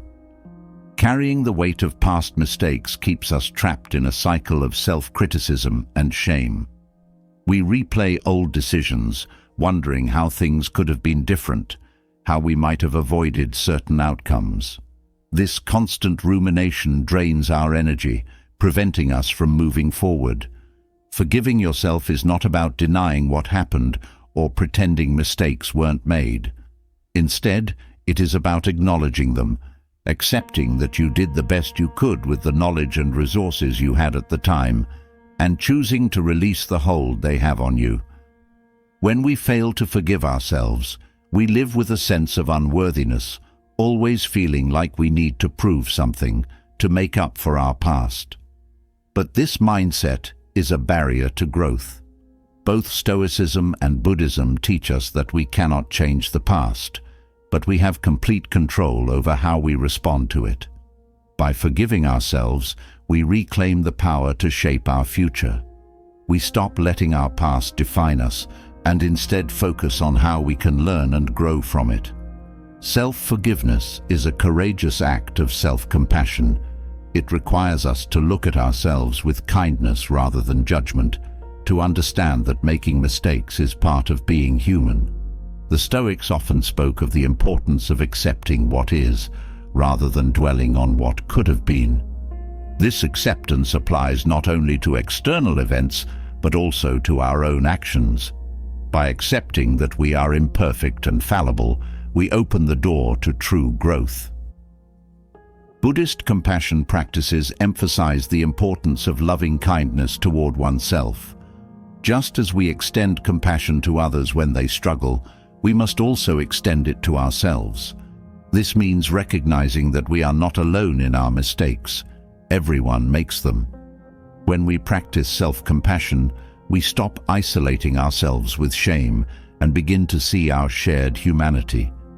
This shift in perspective allows us to approach our past with gentleness and understanding, rather than harsh judgment. Forgiving yourself doesn't mean you ignore the lessons that come from your mistakes. It means learning from them without being weighed down by guilt. The Stoics taught that all experiences, even painful ones, are opportunities for growth and wisdom. When we forgive ourselves, we allow those lessons to guide us without letting them become chains that hold us back. Every mistake is a teacher, and by accepting that, we transform regret into a stepping stone toward a better version of ourselves. One of the most difficult aspects of self-forgiveness is letting go of perfectionism. We often hold ourselves to impossibly high standards, believing that anything less than perfect is a failure. But perfection is an illusion. Both Stoicism and Buddhism remind us that life is unpredictable and we are bound to make mistakes along the way. Forgiving ourselves means embracing our imperfections, understanding that they are part of what makes us human, and releasing the unrealistic expectations we place on ourselves. There is a sense of freedom that comes with self-forgiveness. When we stop punishing ourselves for the past, we create space for new possibilities. We stop being afraid of failure because we know that even if we stumble, we have the capacity to forgive and move forward. This freedom allows us to take risks, to try new things, and to grow without the constant fear of judgment, either from ourselves or others. Forgiving yourself is also an act of self-respect. It's a recognition that you are worthy of kindness, even from yourself. Often, we are much harder on ourselves than we would ever be on someone else. We offer others grace and understanding, yet withhold it from ourselves. But growth requires self-respect. It requires us to treat ourselves with the same dignity and care that we offer to those we love. Self-forgiveness is a way of saying, I am worthy of moving forward, of learning from this, and of living fully despite my mistakes. When we forgive ourselves, we break the cycle of self-criticism that keeps us stuck. This cycle often leads to feelings of inadequacy and self-doubt, making it difficult to move forward with confidence. But self-forgiveness interrupts this cycle. It allows us to step out of the shadows of our past and into the light of possibility. It's a way of clearing the path for growth, of allowing ourselves to evolve without being held back by past mistakes. Both Stoicism and Buddhism teach the importance of being present. When we are consumed by guilt or regret, we are not living in the present. We are stuck in the past. Forgiving yourself brings you back to the present moment, where you can make new choices and take new actions. It reminds you that the only moment you have control over is the one you are in right now. By releasing the past, you give yourself the gift of being fully present in your own life. Self-forgiveness also strengthens our relationships with others. When we carry guilt and shame, it often affects how we interact with the people around us. We may withdraw, lash out, or project our own self-criticism onto others. But when we forgive ourselves, we release that emotional burden, allowing us to connect with others from a place of openness and authenticity. We are no longer hiding behind our mistakes, but embracing our humanity, flaws and all. Another important aspect of self-forgiveness is patience. Growth is a process, and forgiving yourself is not something that happens overnight. It takes time to let go of old patterns of self-judgment and replace them with compassion. But with each act of self-forgiveness, you build a stronger foundation for growth. Over time, it becomes easier to forgive yourself, and you begin to notice how much lighter and freer you feel. Self-forgiveness also helps us develop resilience. When we learn to forgive ourselves, we become more resilient in the face of future challenges. We know that we have the capacity to recover from mistakes, to learn from them, and to keep moving forward. This resilience allows us to approach life with greater courage, knowing that we don't have to be perfect to make progress. We can stumble, fall, and get back up again, stronger each time. The act of forgiving yourself is also an acknowledgement of your own growth. When you look back on past mistakes, you can see how far you've come. You are no longer the person who made those mistakes. You have grown, learned, and evolved. Self-forgiveness is a way of honoring that growth, of recognizing that you are capable of change and improvement. It is a celebration of your own journey. Both Stoicism and Buddhism emphasize the importance of acceptance. Self-forgiveness is a practice of accepting yourself as you are, with all your flaws and imperfections. It is about acknowledging that you are a work in progress and that growth is not a linear path. By accepting yourself fully, you create the conditions for real change. You stop fighting against yourself and start working with yourself, allowing growth to happen naturally. Forgiving yourself also requires letting go of the need for external validation. Often, we seek forgiveness from others in order to feel better about ourselves. But true self-forgiveness comes from within. It is an internal process that doesn't rely on others' approval or validation. When we forgive ourselves, we take responsibility for our own healing and growth. We stop looking for others to absolve us and instead find that forgiveness within ourselves. Self-forgiveness also teaches us the value of humility. It reminds us that we are not infallible, that we will make mistakes, and that it's okay. This humility allows us to approach life with a sense of openness and curiosity rather than fear of failure. When we forgive ourselves, we stop pretending that we have to have it all figured out, and we allow ourselves to be learners, to make mistakes, and to grow from them. The process of self-forgiveness is deeply tied to self-awareness. It requires us to look inward, to examine our thoughts, feelings, and actions with honesty and compassion.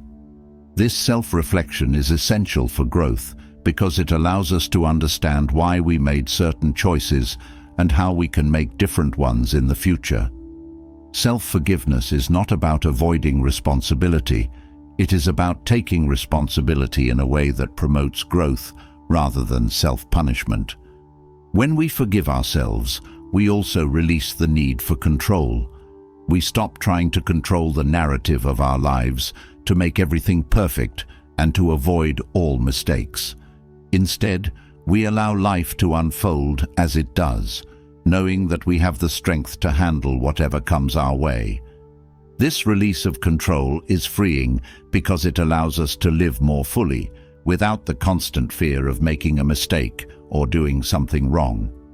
Self-forgiveness also deepens our sense of self-compassion. When we practice forgiving ourselves, we develop a habit of treating ourselves with kindness and understanding. This habit extends beyond moments of mistake or regret. It becomes a way of being.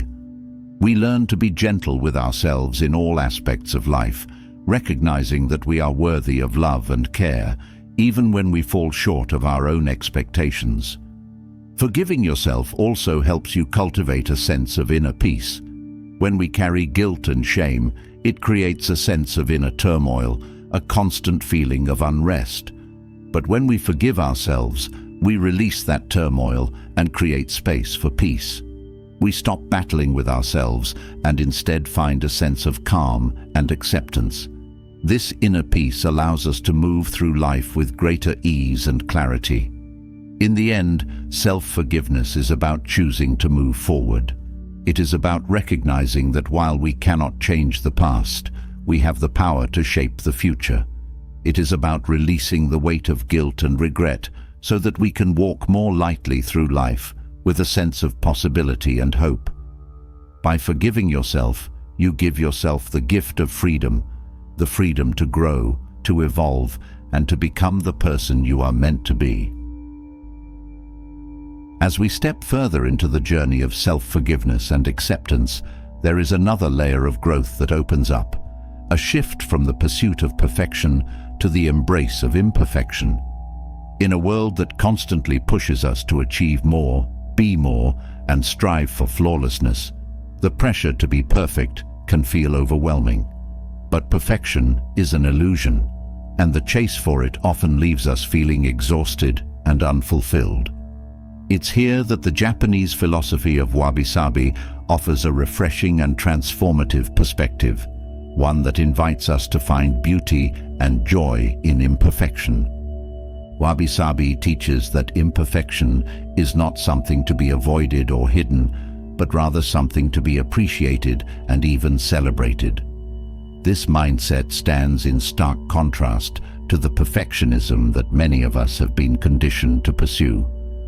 While perfectionism creates a constant sense of lack, wabi-sabi allows us to see the richness and depth in life's imperfections.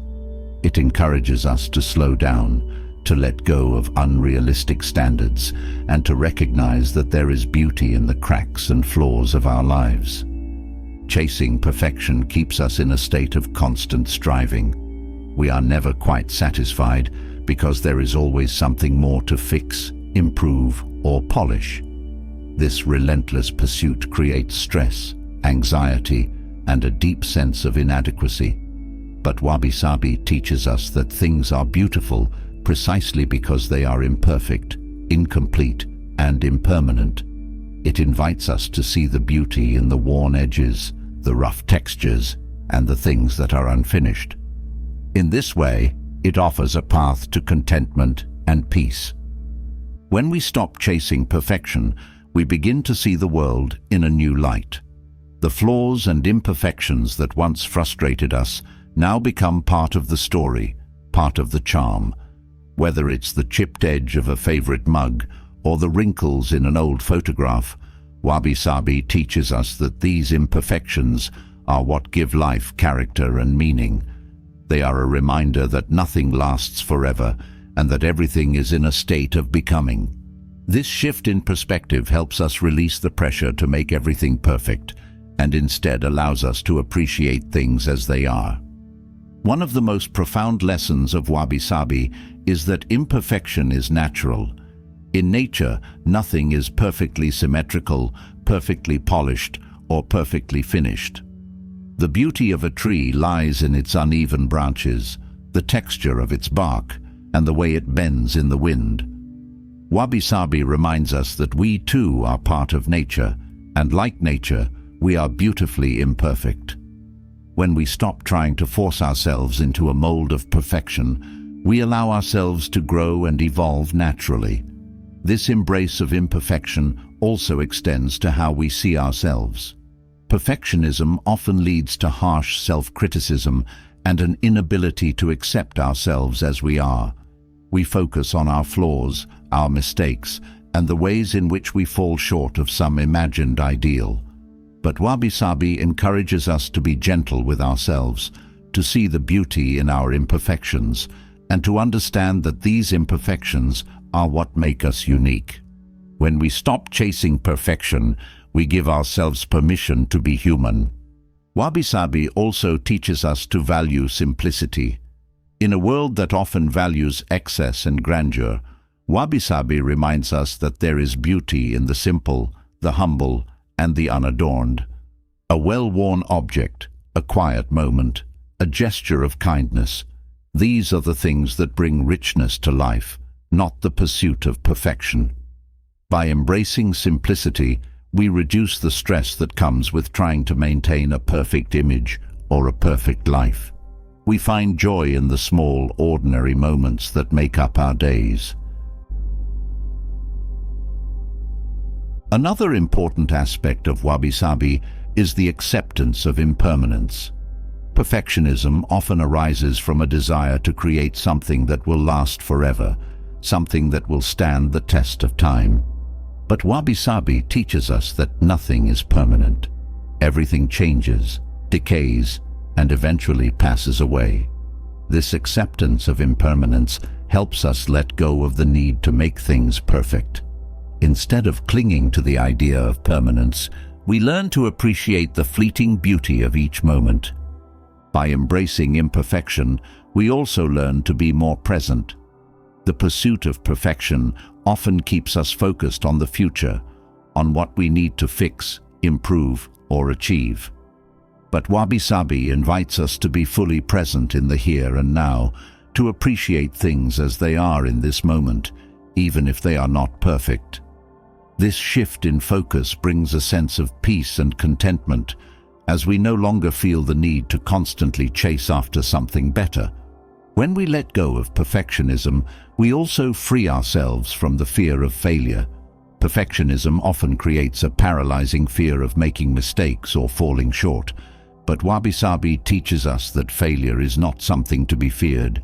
It is part of the natural process of growth and learning. When we accept that imperfection is inevitable, we become more willing to take risks, try new things, and embrace the learning that comes from making mistakes. This mindset also helps us to approach our relationships with more compassion and understanding. Perfectionism often leads to unrealistic expectations, both for ourselves and for others. We expect people to behave perfectly, to meet our every need, and to never make mistakes. But wabi-sabi reminds us that just as we are imperfect, so too are the people around us. By embracing the imperfections in our relationships, we create space for forgiveness, patience, and deeper connection. Wabi-sabi also teaches us that true beauty is found in authenticity. Perfectionism often encourages us to present a polished, flawless version of ourselves to the world, hiding our imperfections behind a facade of success or confidence. But wabi-sabi celebrates the raw, the real, and the vulnerable. It reminds us that it is our authenticity, not our perfection, that makes us beautiful. When we stop striving to be perfect, we allow ourselves to be seen as we truly are, flaws and all.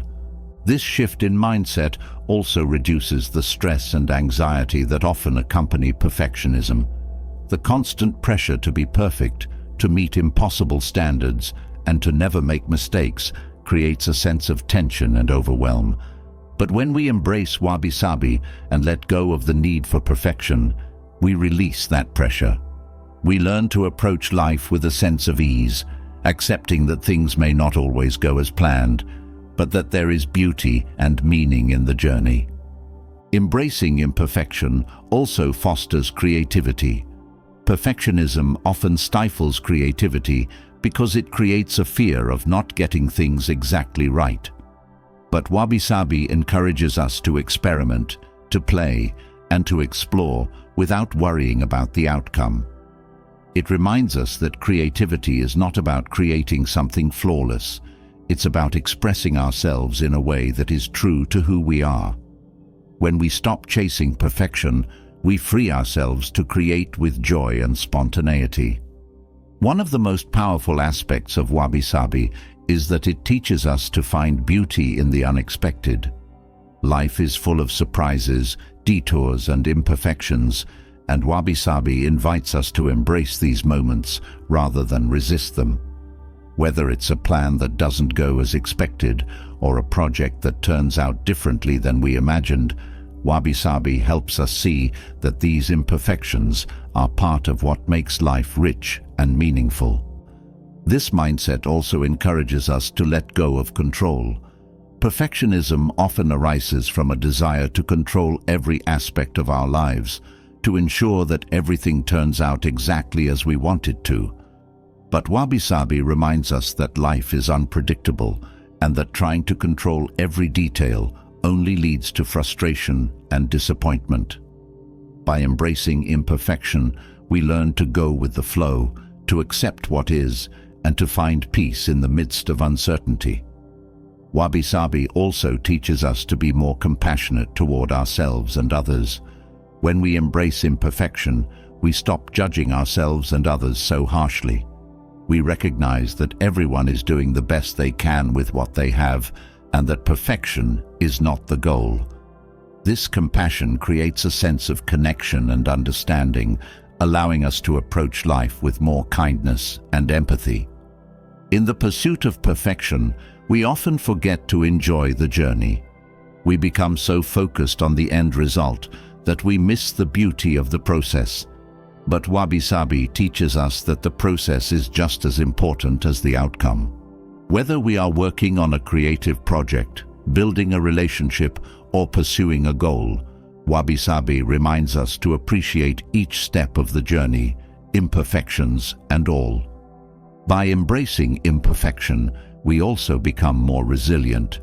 Perfectionism can create a fear of failure that makes it difficult to bounce back from setbacks. But wabi-sabi teaches us that setbacks are a natural part of life and that they are not a reflection of our worth. When we stop striving for perfection, we become more adaptable, more willing to learn from our mistakes, and more capable of moving forward with grace and resilience. This mindset also helps us to simplify our lives.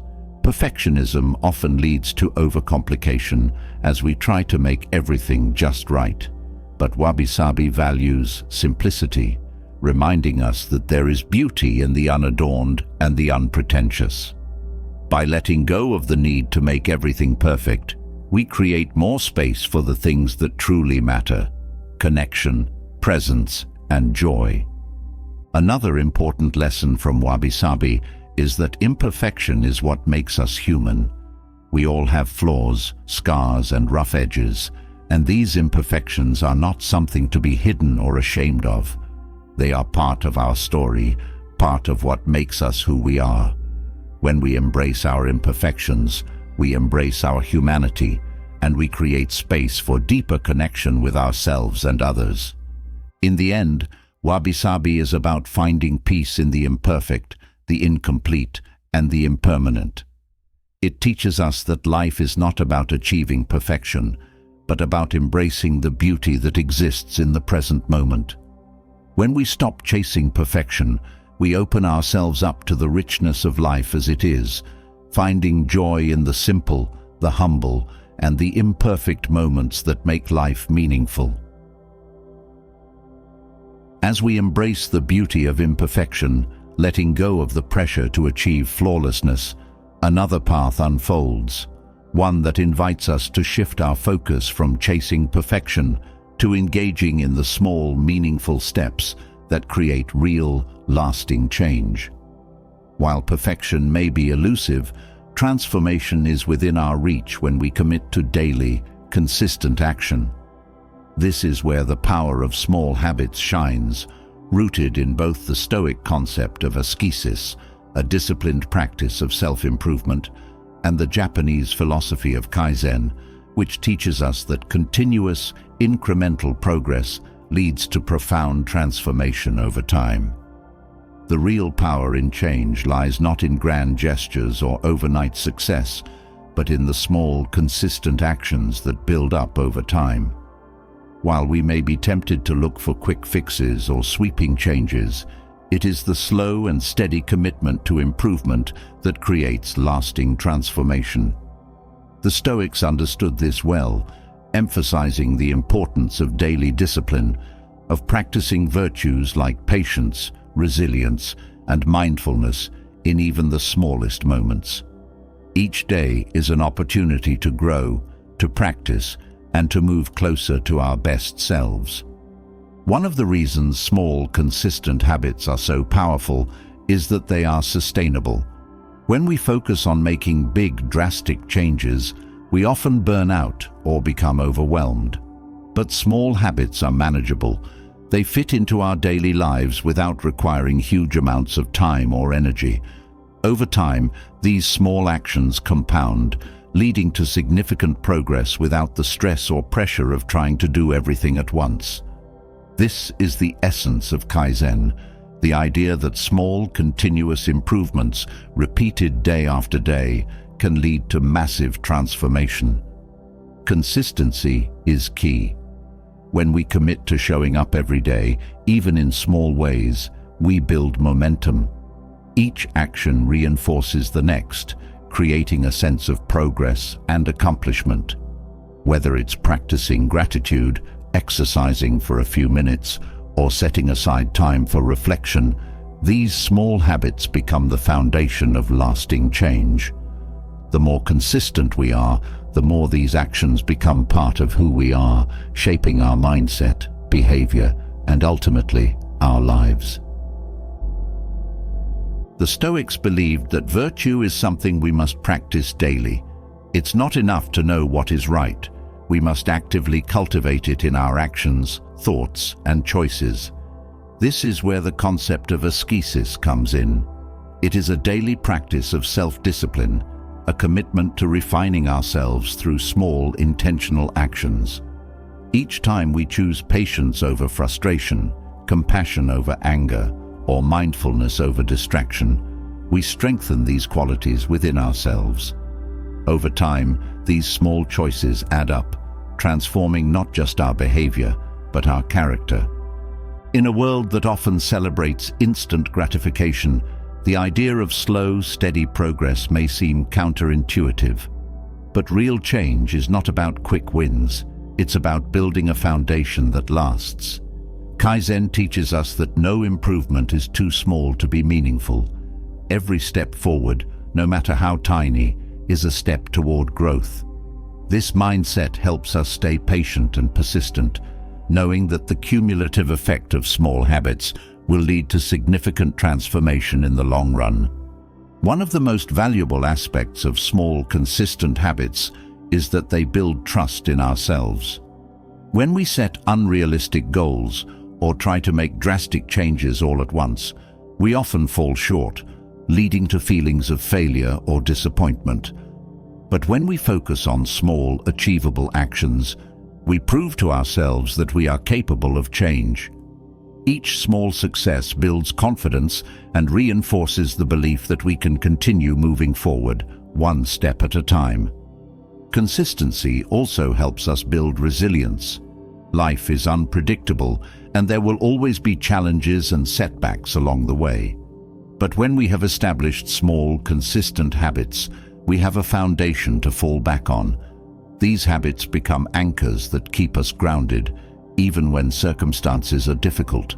Whether it's taking a few minutes to meditate each morning or writing in a journal before bed, these small actions help us maintain a sense of stability and progress, even in the face of adversity. The beauty of small habits is that they are adaptable. We don't have to overhaul our entire lives to make progress. Instead, we can start where we are with what we have and build from there. If a habit feels too overwhelming, we can scale it back, making it smaller and more manageable until it fits seamlessly into our routine.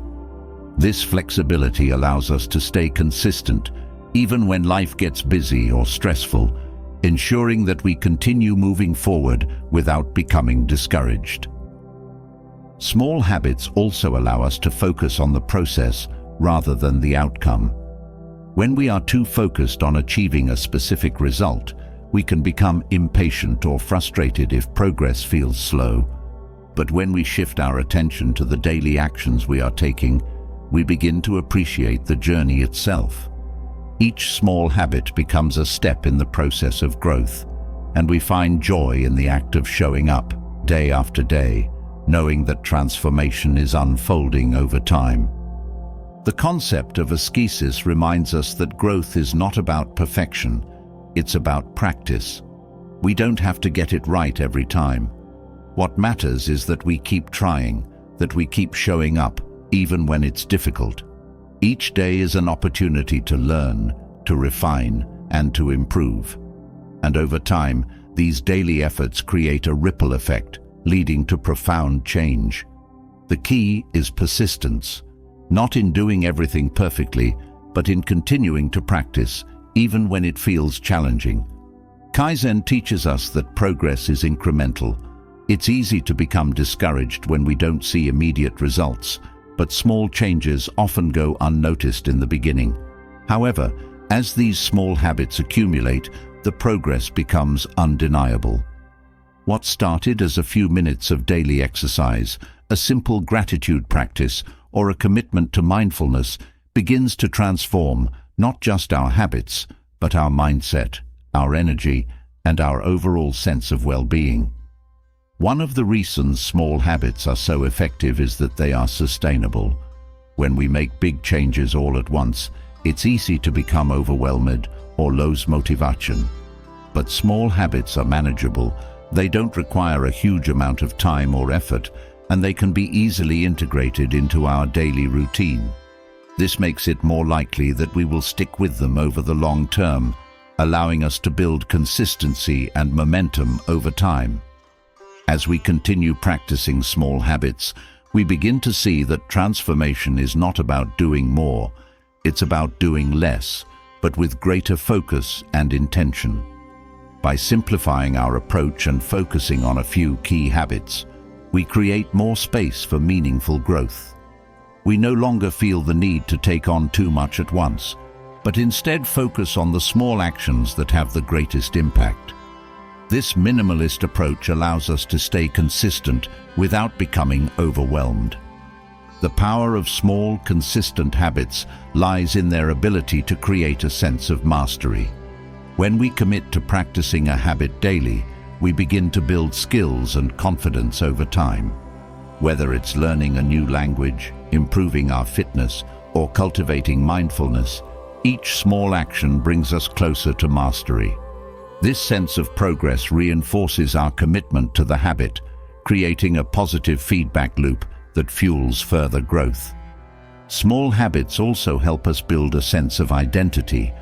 When we consistently engage in an action, it becomes part of who we are.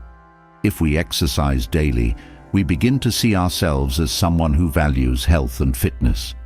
If we practice gratitude, we become someone who is focused on the positive aspects of life. These small actions shape our identity, helping us become the person we want to be, one habit at a time. Consistency is the foundation of long-term success. When we commit to small daily actions, we build the discipline and resilience needed to achieve our larger goals. These habits become the stepping stones that lead us to our desired outcomes.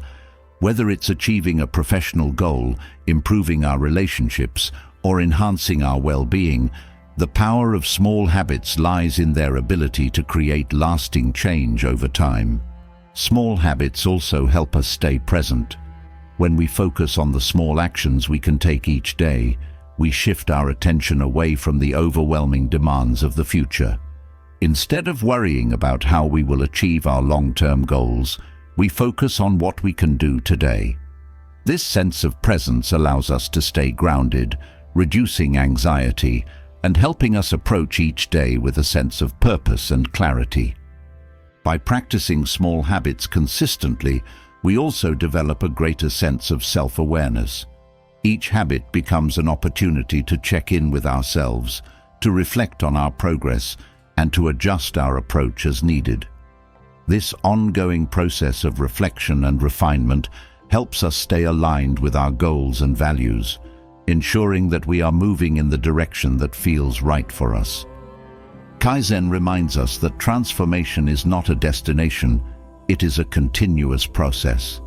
There is no final goal to be reached, no point at which we have achieved perfection. Instead, we are always growing, always evolving. This mindset allows us to stay curious and open, embracing each day as an opportunity to learn and improve. We stop rushing towards some imagined finish line and begin to appreciate the process of growth itself.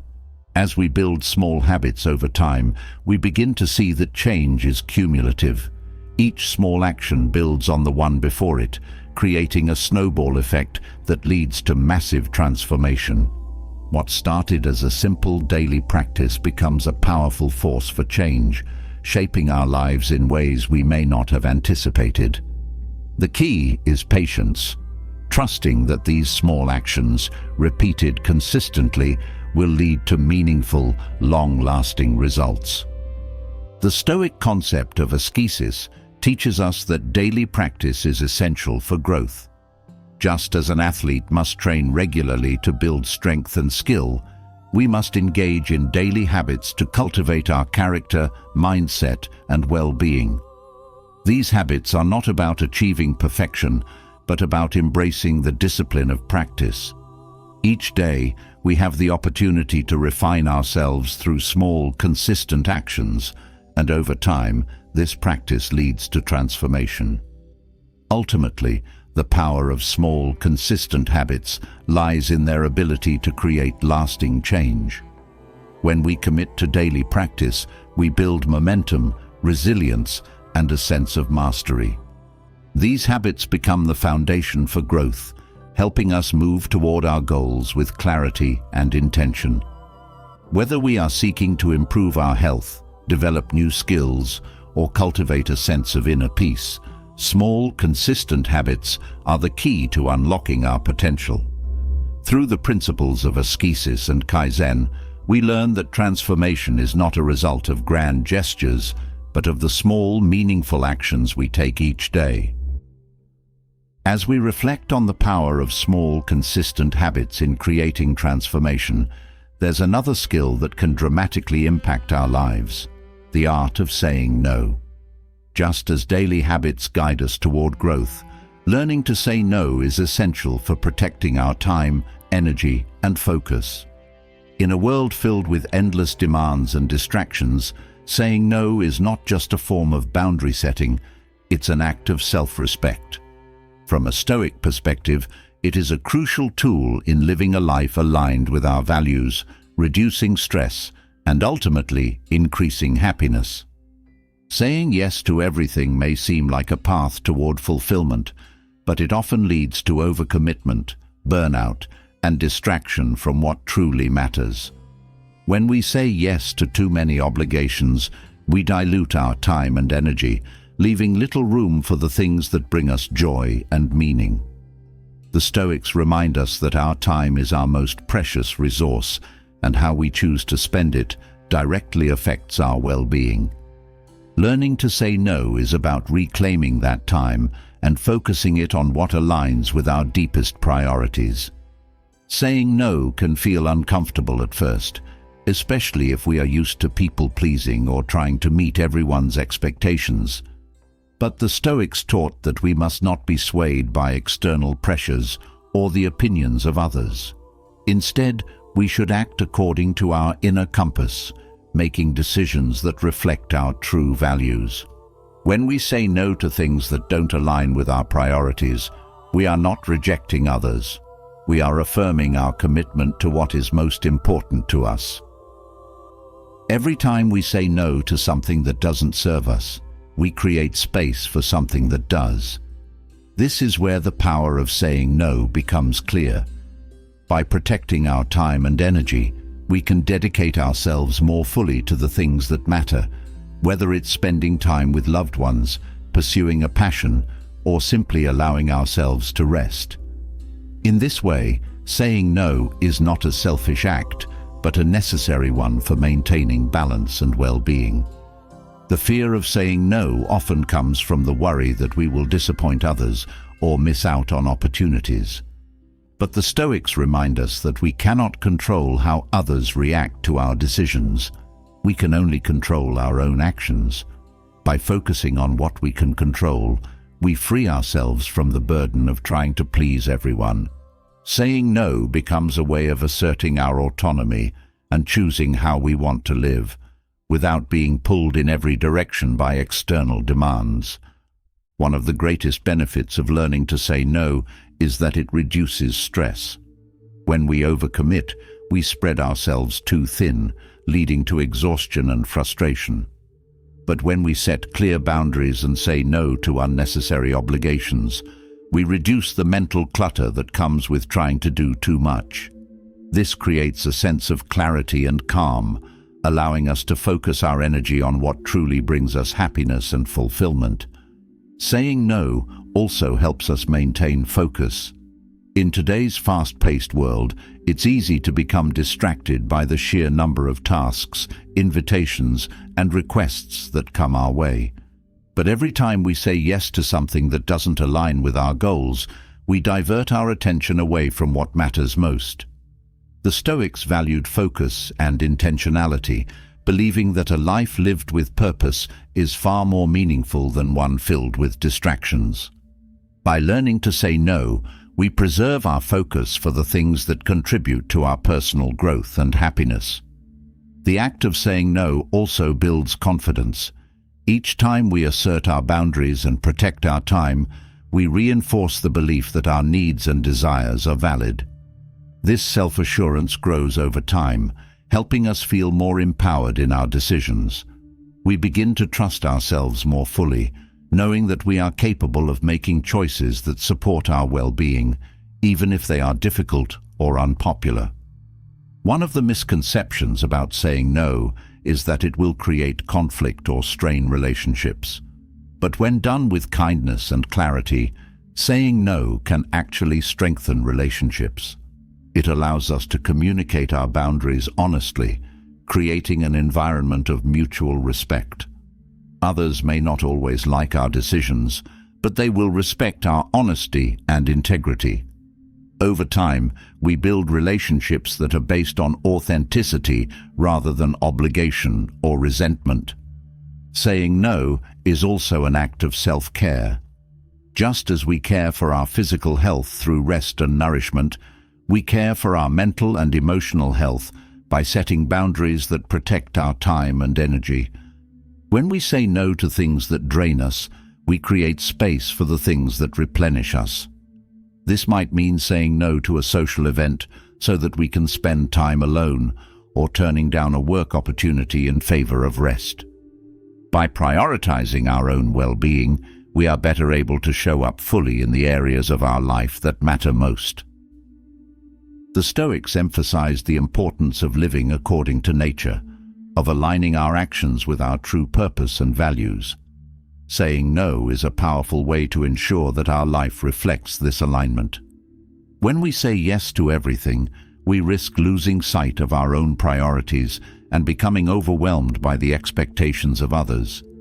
But by saying no to what doesn't serve us, we stay true to our path, focusing our energy on the things that bring us closer to our goals and values. Another key lesson from the Stoics is the understanding that time is finite. We cannot do everything, nor should we try. Learning to say no is a recognition of this truth.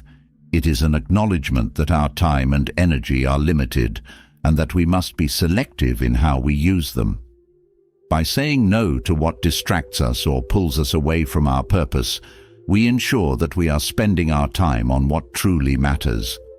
Saying no also helps us avoid burnout. When we take on too many commitments, we risk depleting our energy and enthusiasm. Over time, this can lead to feelings of resentment, frustration, and exhaustion. But by setting clear boundaries and learning to say no, we protect ourselves from reaching this point of burnout.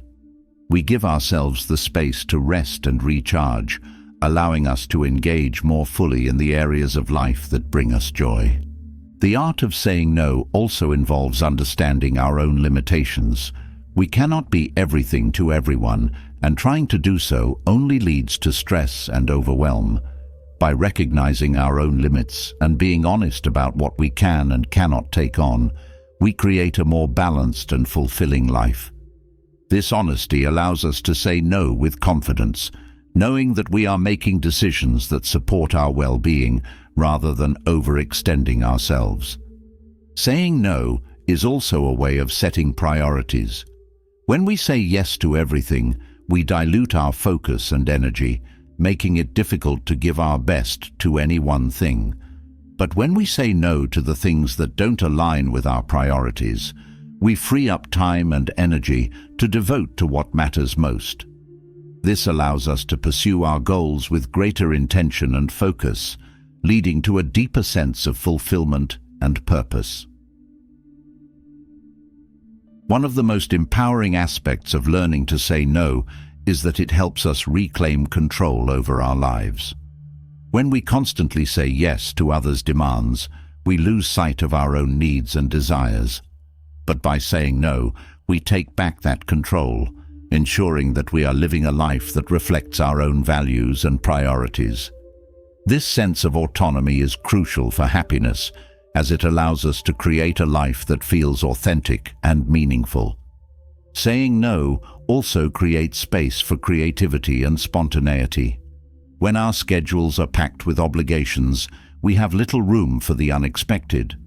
But by saying no to things that don't serve us, we create space for new opportunities, ideas, and experiences to enter our lives. This sense of openness allows us to explore new interests, take risks, and engage with life in a more spontaneous and joyful way. The Stoics remind us that we cannot control everything that happens to us, but we can control how we respond. Saying no is a powerful way to exercise this control. It allows us to shape our lives according to our own values, rather than being at the mercy of others' expectations. This sense of control leads to greater peace and happiness, as we no longer feel pulled in every direction by external demands. Saying no is also a way of honoring our own time. Time is one of our most valuable resources, and once it is spent, we cannot get it back. By learning to say no, we protect our time and ensure that we are using it in ways that align with our values and bring us joy. This mindfulness around time helps us live more intentionally, making each moment count. Another important aspect of saying no is that it helps us cultivate balance. When we say yes to everything, we often find ourselves overcommitted and overwhelmed, struggling to find time for rest and relaxation.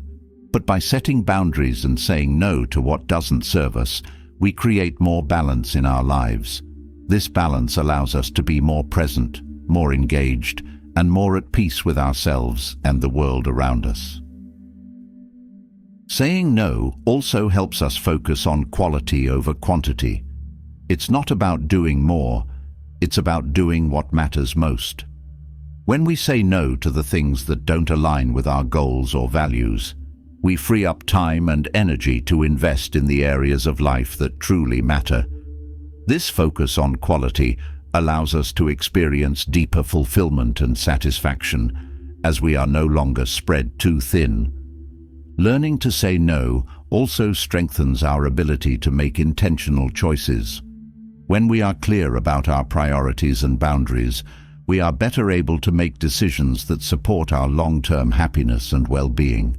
This intentionality helps us avoid the trap of saying yes out of guilt or obligation, and instead allows us to make choices that reflect our true values. The art of saying no is ultimately about self-respect. It's about recognizing that our time, energy, and well-being are valuable, and that we have the right to protect them. By learning to say no, we honor our own needs and create a life that feels balanced, intentional, and aligned with our deepest values. Having explored the power of saying no to protect our time and energy, it becomes clear that many of the decisions we make in life are driven by a desire to control our environment, our future, and the outcomes we face. But life is inherently unpredictable, and the more we attempt to control it, the more we invite frustration, stress, and anxiety. Stoicism and existentialism both offer profound teachings on the importance of accepting uncertainty, showing us that the path to emotional freedom lies not in trying to control the uncontrollable, but in embracing the unpredictable nature of life with grace and openness. The fear of uncertainty often leads us to resist change, cling to familiar routines, and seek comfort in the illusion of control. Yet, life is in a constant state of flux, and no matter how much we plan or prepare, the unexpected will always arise. The Stoics recognized this truth and taught that while we cannot control the events that happen to us, we can control how we respond. Accepting uncertainty is not about giving up. It's about freeing ourselves from the anxiety that comes from trying to control things beyond our power. When we accept uncertainty, we open ourselves to the reality that life's unpredictability is not something to be feared, but something to be embraced. Instead of constantly worrying about what might happen, we learn to trust in our ability to handle whatever comes our way. This shift in mindset allows us to move through life with a sense of peace and resilience, knowing that we have the strength to face both challenges and opportunities with equal grace. At the heart of Stoicism is the concept of amor fati, or the love of fate. It is the idea that we should not only accept what happens in life, but learn to love it, no matter how difficult or unexpected. This philosophy teaches us that every event, whether positive or negative, offers a chance for growth and learning. When we stop resisting the flow of life and embrace uncertainty, we find emotional freedom in the realization that we are not victims of fate, but active participants in our own experience. One of the reasons we fear uncertainty is that we equate it with a loss of control. We believe that if we can't predict the future, we will be powerless to navigate it. But the Stoics remind us that control is an illusion. While we can influence some aspects of our lives, we cannot control everything. By accepting this truth, we release ourselves from the exhausting effort of trying to control the uncontrollable. In doing so, we reclaim our energy and focus on what truly matters, how we choose to respond to the present moment. Existentialism similarly teaches that uncertainty is an inherent part of the human experience. Life is full of unknowns, and it is through confronting these uncertainties that we find meaning. Instead of running from the unknown, existentialism encourages us to face it head-on, to embrace the freedom that comes with not knowing what the future holds. This perspective empowers us to take responsibility for our lives, to make choices with courage, and to live authentically in the face of uncertainty. By accepting uncertainty, we also free ourselves from the constant worry about potential outcomes. So much of our anxiety stems from trying to predict or control the future. But when we accept that we cannot know what will happen, we release ourselves from this mental burden. This acceptance brings a sense of relief, allowing us to live more fully in the present moment without being consumed by fear or doubt. Uncertainty, when embraced, becomes a source of possibility rather than fear. It is in the unknown that new opportunities, ideas, and experiences arise. When we let go of the need to have everything figured out, we create space for growth, creativity, and discovery. Accepting uncertainty invites us to be curious about life, to explore its complexities with an open mind and heart, rather than trying to fit it into a rigid plan. One of the most empowering aspects of accepting uncertainty is that it helps us build resilience. Life will inevitably throw challenges our way, and we cannot always predict when or how they will come. But by accepting uncertainty, we develop the mental and emotional strength to handle whatever life presents. We become more adaptable, more flexible, and more willing to navigate the twists and turns of life with confidence and grace. Accepting uncertainty also deepens our sense of trust, not only in ourselves, but in life itself. When we stop trying to control every detail, we learn to trust that things will unfold as they are meant to, even if it's not in the way we expect. This trust allows us to release the need for constant planning and overthinking, freeing us to live more spontaneously and joyfully. We begin to see that uncertainty is not something to be feared, but something that makes life rich and full of surprises. Letting go of the need for certainty also fosters a greater sense of presence. When we are constantly worrying about the future or trying to control outcomes, we are not fully engaged in the present. But when we accept that the future is uncertain, we stop fixating on it and instead focus on what is happening right now. This presence brings a deeper sense of peace, as we are no longer divided between what is and what might be. The Stoics taught that much of our suffering comes from our desire for things to be different than they are.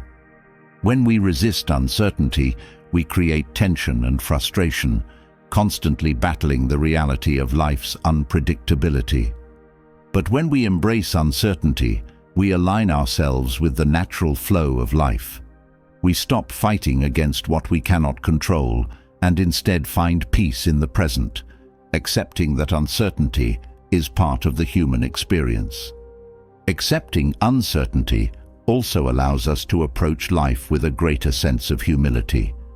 We realize that we don't have all the answers, and that's okay. This humility opens us up to learning and growth as we become more willing to listen, to adapt, and to change course when needed. It frees us from the pressure of trying to always be right or in control, allowing us to embrace life's complexity with openness and curiosity. By accepting uncertainty, we also cultivate a greater sense of inner calm. When we stop trying to predict or control the future, we release the anxiety that comes from constantly anticipating worst-case scenarios. This calm allows us to approach life's challenges with a clear mind and a steady heart, knowing that we can handle whatever comes our way. It is this sense of calm that leads to true emotional freedom. One of the fears that often comes with uncertainty is the fear of failure. We worry that if we don't know what will happen, we might make the wrong choice or face unexpected setbacks. But both Stoicism and existentialism teach that failure is not something to be feared. It is part of life's natural ebb and flow. By accepting uncertainty, we release the fear of failure and embrace the idea that every experience, whether successful or not, is an opportunity for growth and learning. Embracing uncertainty also allows us to live more authentically. When we let go of the need for certainty, we stop making decisions based on fear or the desire for control. Instead, we make choices that align with our true values and desires, even if the outcome is uncertain. This authenticity leads to a deeper sense of fulfillment, as we are no longer driven by the need to conform to external expectations or predict outcomes. The unpredictability of life also teaches us the value of flexibility. When we accept that we cannot control everything, we become more adaptable, more willing to change course when necessary. This flexibility allows us to navigate life's challenges with greater ease, as we are no longer rigidly attached to a specific plan or outcome. We learn to go with the flow, trusting that life will unfold in ways that we may not always understand, but that offer valuable lessons and experiences. Accepting uncertainty also strengthens our relationships. When we stop trying to control outcomes, we become more open to the ebb and flow of our connections with others. We stop placing unrealistic expectations on people and situations, allowing our relationships to evolve naturally. This openness fosters deeper trust, communication, and understanding, as we are no longer trying to force things to be a certain way. One of the most liberating aspects of accepting uncertainty is that it frees us from the fear of the unknown. So much of our anxiety comes from trying to predict or control the future, but when we accept that the future is inherently uncertain, we release ourselves from this burden. This freedom allows us to live more fully in the present, to explore life's possibilities without being weighed down by the need for certainty. When we accept uncertainty, we also cultivate a greater sense of gratitude for the present moment.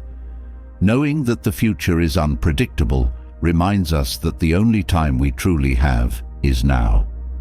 This awareness helps us appreciate the simple joys of life, from a quiet moment with a loved one to the beauty of nature. We stop taking the present for granted and instead embrace it fully, knowing that it is fleeting and precious. The acceptance of uncertainty also helps us develop a deeper sense of resilience.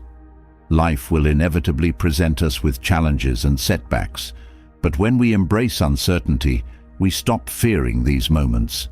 Instead, we see them as opportunities for growth and learning. This resilience allows us to bounce back from adversity with greater strength and clarity, knowing that we are capable of handling whatever comes our way. By accepting uncertainty, we also become more patient. When we let go of the need for instant answers or outcomes, we develop the ability to sit with the unknown, trusting that clarity will come in its own time. This patience allows us to approach life's challenges with greater calm and grace, knowing that we don't need to have all the answers right away. Embracing uncertainty also fosters a greater sense of curiosity. When we stop trying to predict or control the future, we become more open to exploring life's mysteries. This curiosity leads to a deeper sense of wonder and excitement, as we begin to see life not as something to be controlled, but as something to be experienced and explored. Accepting uncertainty also helps us develop a greater sense of self-trust. When we stop relying on external guarantees or predictions, we learn to trust our own ability to navigate life's unpredictability. This self-trust empowers us to make decisions with confidence, knowing that we have the inner resources to handle whatever comes our way. In the end, accepting uncertainty is about embracing life as it is, unpredictable, ever-changing, and full of surprises. When we stop resisting the unknown and start embracing it, we find emotional freedom. We release ourselves from the burden of trying to control what cannot be controlled, and we open ourselves to the beauty, possibility, and growth that come with living fully in the present moment. As we come to understand the power of accepting uncertainty and letting go of our need to control outcomes, we naturally encounter the idea of non-attachment, a practice central to both Stoicism and Buddhism.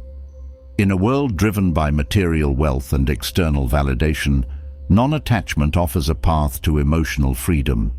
By learning to release our grip on material things and outcomes, we discover a deeper sense of happiness that is not dependent on external circumstances.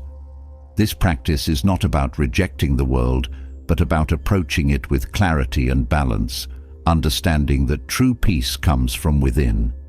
Non-attachment begins with the understanding that nothing we own or achieve is permanent.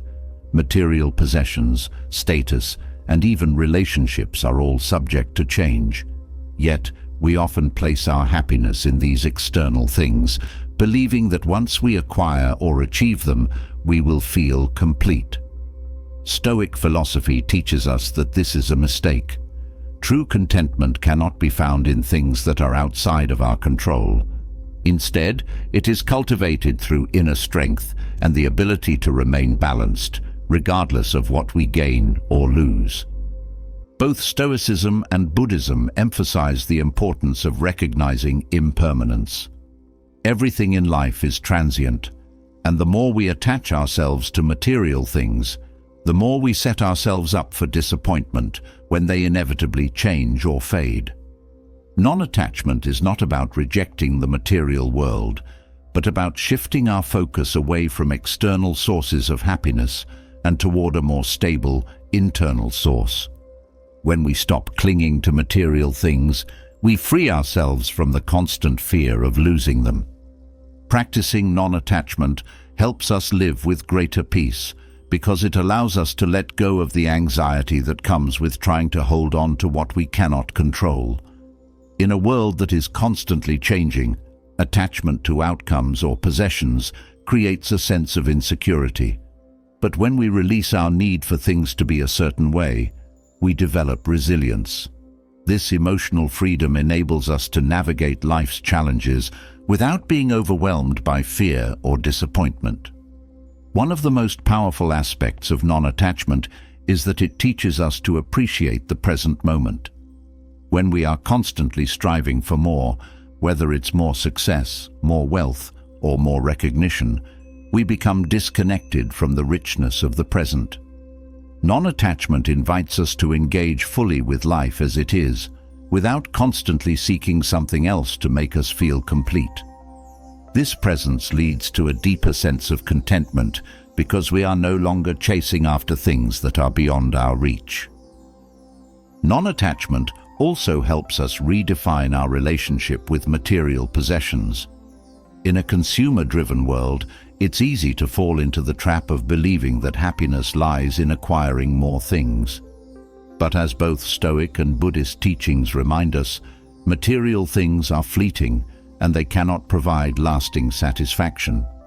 When we practice non-attachment, we begin to see material possessions for what they are, useful tools, but not the source of our happiness.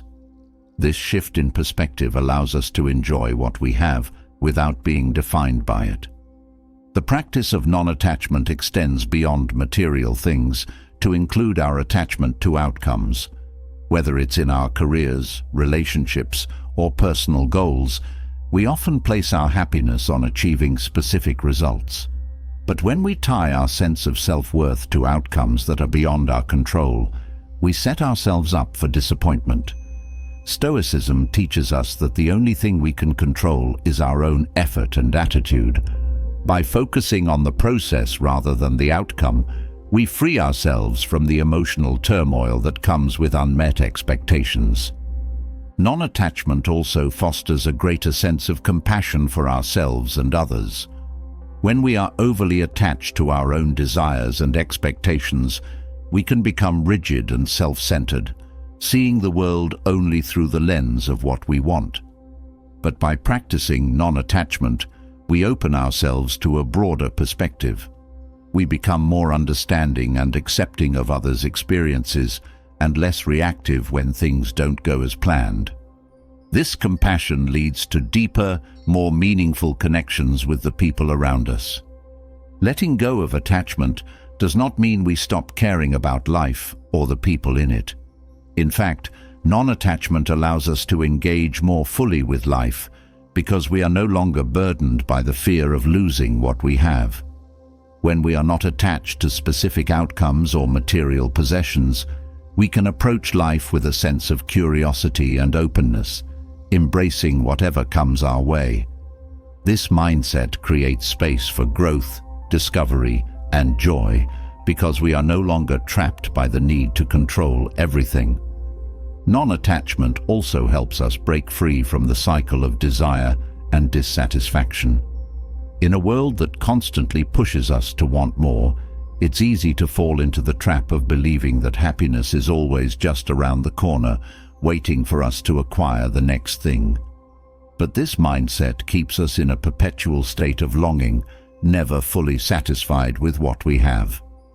Non-attachment teaches us that happiness is not found in getting more, but in appreciating what is already present. Both Stoicism and Buddhism teach that attachment to material things and outcomes leads to suffering. When we tie our happiness to external circumstances, we become vulnerable to the ups and downs of life. But by practicing non-attachment, we cultivate an inner strength that allows us to remain steady, even in the face of change or loss. This emotional resilience is key to finding true peace and happiness, because it is not dependent on things outside of ourselves. Non-attachment also helps us develop a healthier relationship with success and failure.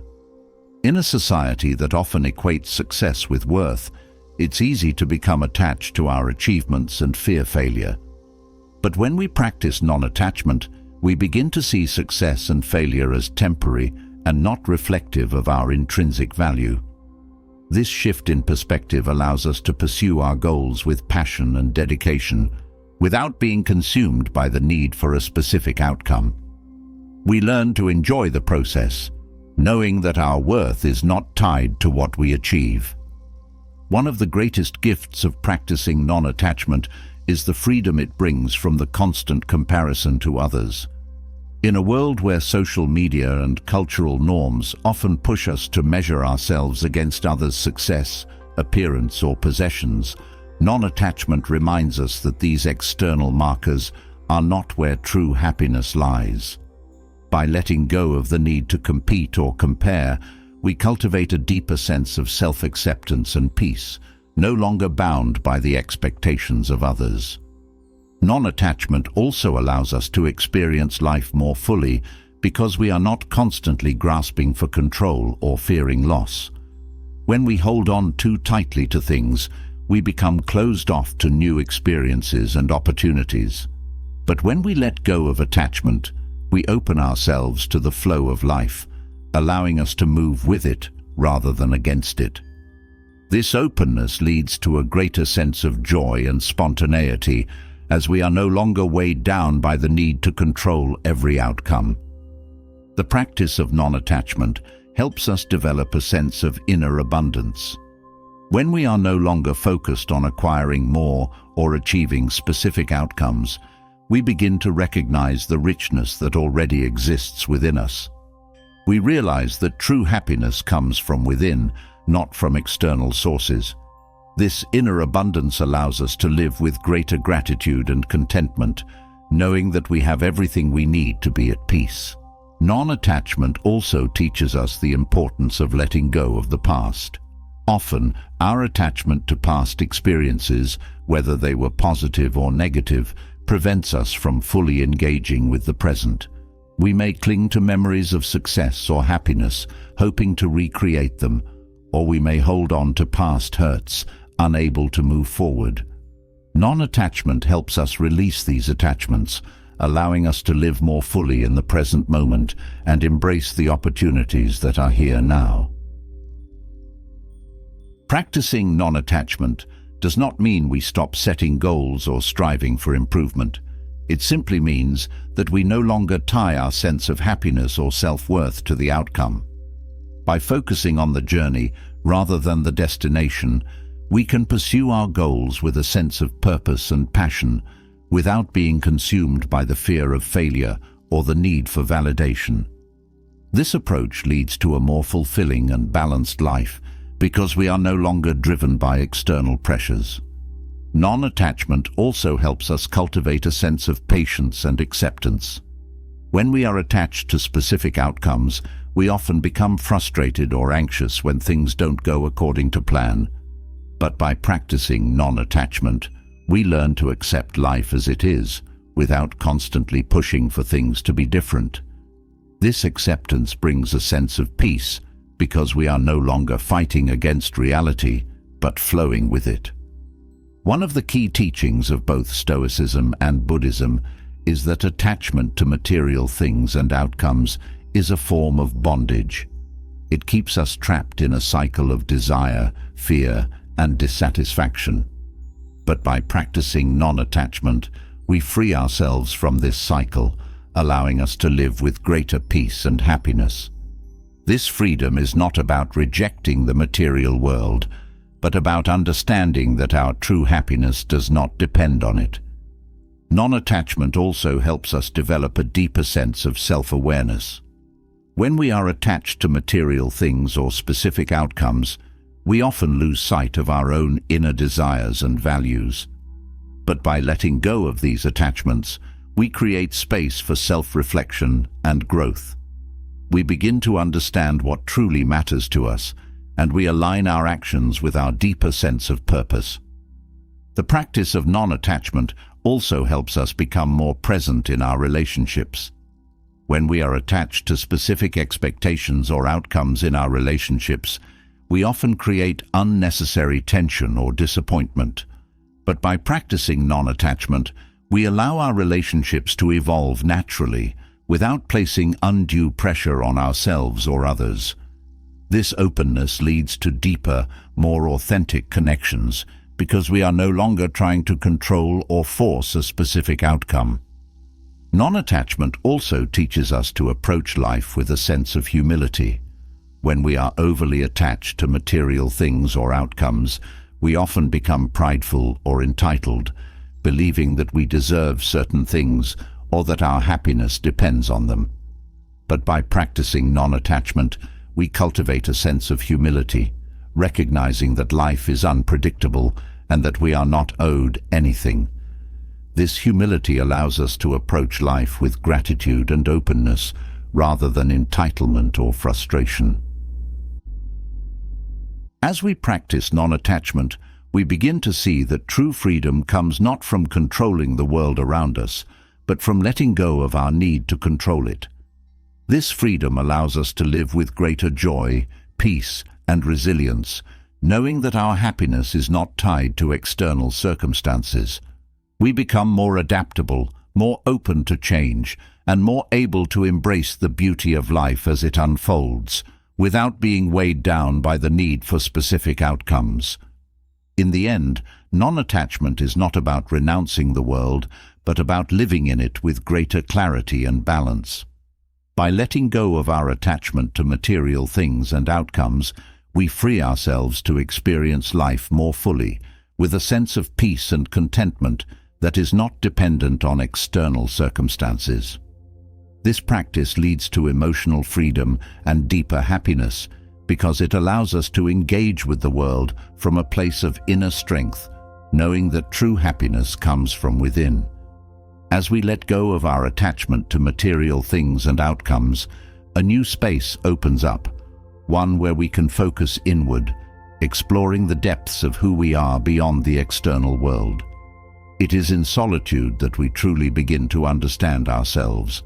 While many view solitude as something to be avoided, both Stoicism and existentialism teach us that spending time alone is not only beneficial, but necessary for our growth. By embracing solitude, we gain clarity, strengthen our inner resolve, and in turn, improve the quality of our relationships with others. Solitude allows us to cultivate self-awareness in a way that is difficult to achieve when we are constantly surrounded by others.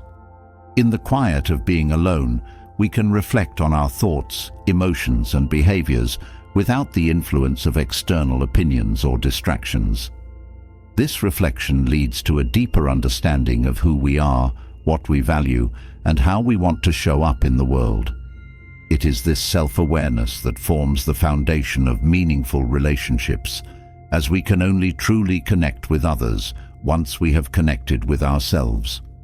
When we embrace solitude, we also learn to enjoy our own company. This may seem like a small thing, but it is incredibly powerful. Many people seek out constant social interaction because they are uncomfortable being alone with their thoughts. But when we learn to enjoy solitude, we become more independent, less reliant on others for validation or entertainment. This independence enhances our relationships because we no longer approach others from a place of neediness or dependence. Instead, we can engage with others from a place of fullness and self-sufficiency. Solitude also provides us with the space to recharge. In a world that often values busyness and constant socializing, it's easy to forget that we all need time to ourselves to rest and reset. When we take time alone, we allow our minds and bodies to relax, which in turn makes us more present and engaged when we are with others.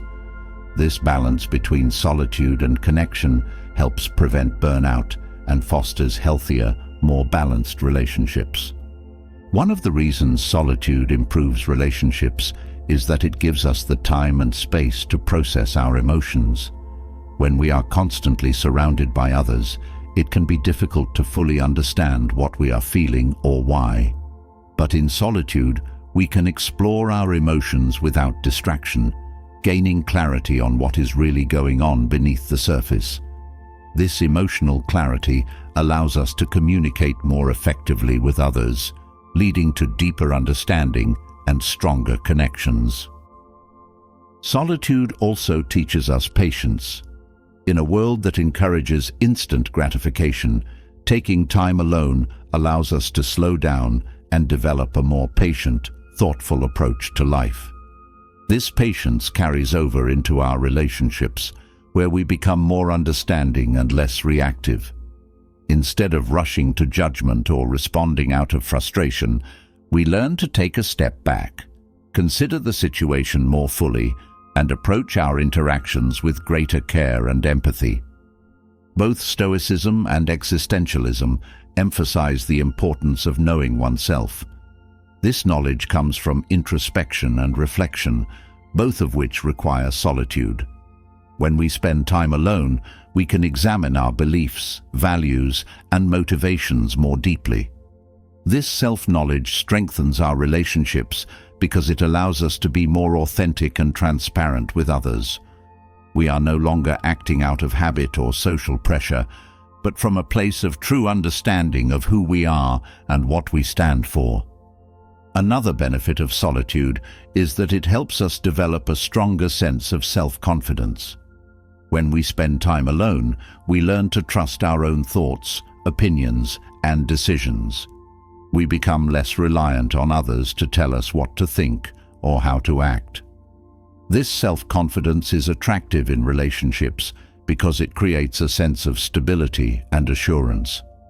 Others are drawn to those who are comfortable in their own skin, and this comfort comes from spending time in solitude. Solitude also helps us cultivate a greater sense of empathy. When we take time to reflect on our own experiences, challenges, and emotions, we become more attuned to the experiences of others. This empathy allows us to approach our relationships with greater compassion and understanding. We are less likely to project our own issues onto others and more likely to listen and support them in their own journeys.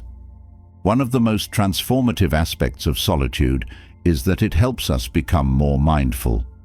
When we are alone, we have the opportunity to be fully present with ourselves without the distractions of social interaction or external demands.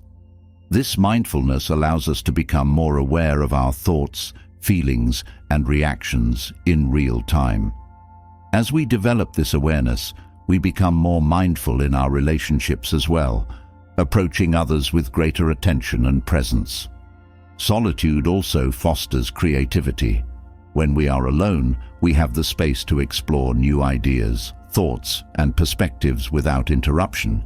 This creativity enriches our relationships because it allows us to bring new energy and ideas to the table. Instead of relying on others for stimulation, we can contribute to our relationships in meaningful and innovative ways, deepening our connections through shared creativity and exploration. Another reason solitude improves relationships is that it helps us set healthy boundaries. When we spend time alone, we learn to listen to our own needs and desires. This self-awareness allows us to establish boundaries that protect our well-being and prevent burnout. In relationships, these boundaries create a sense of balance and mutual respect. We are no longer giving too much of ourselves or expecting too much from others, leading to healthier, more sustainable connections. Solitude also teaches us the value of independence. When we are comfortable being alone, we no longer feel the need to constantly seek validation or approval from others. This independence strengthens our relationships because it allows us to engage with others from a place of equality rather than neediness or insecurity.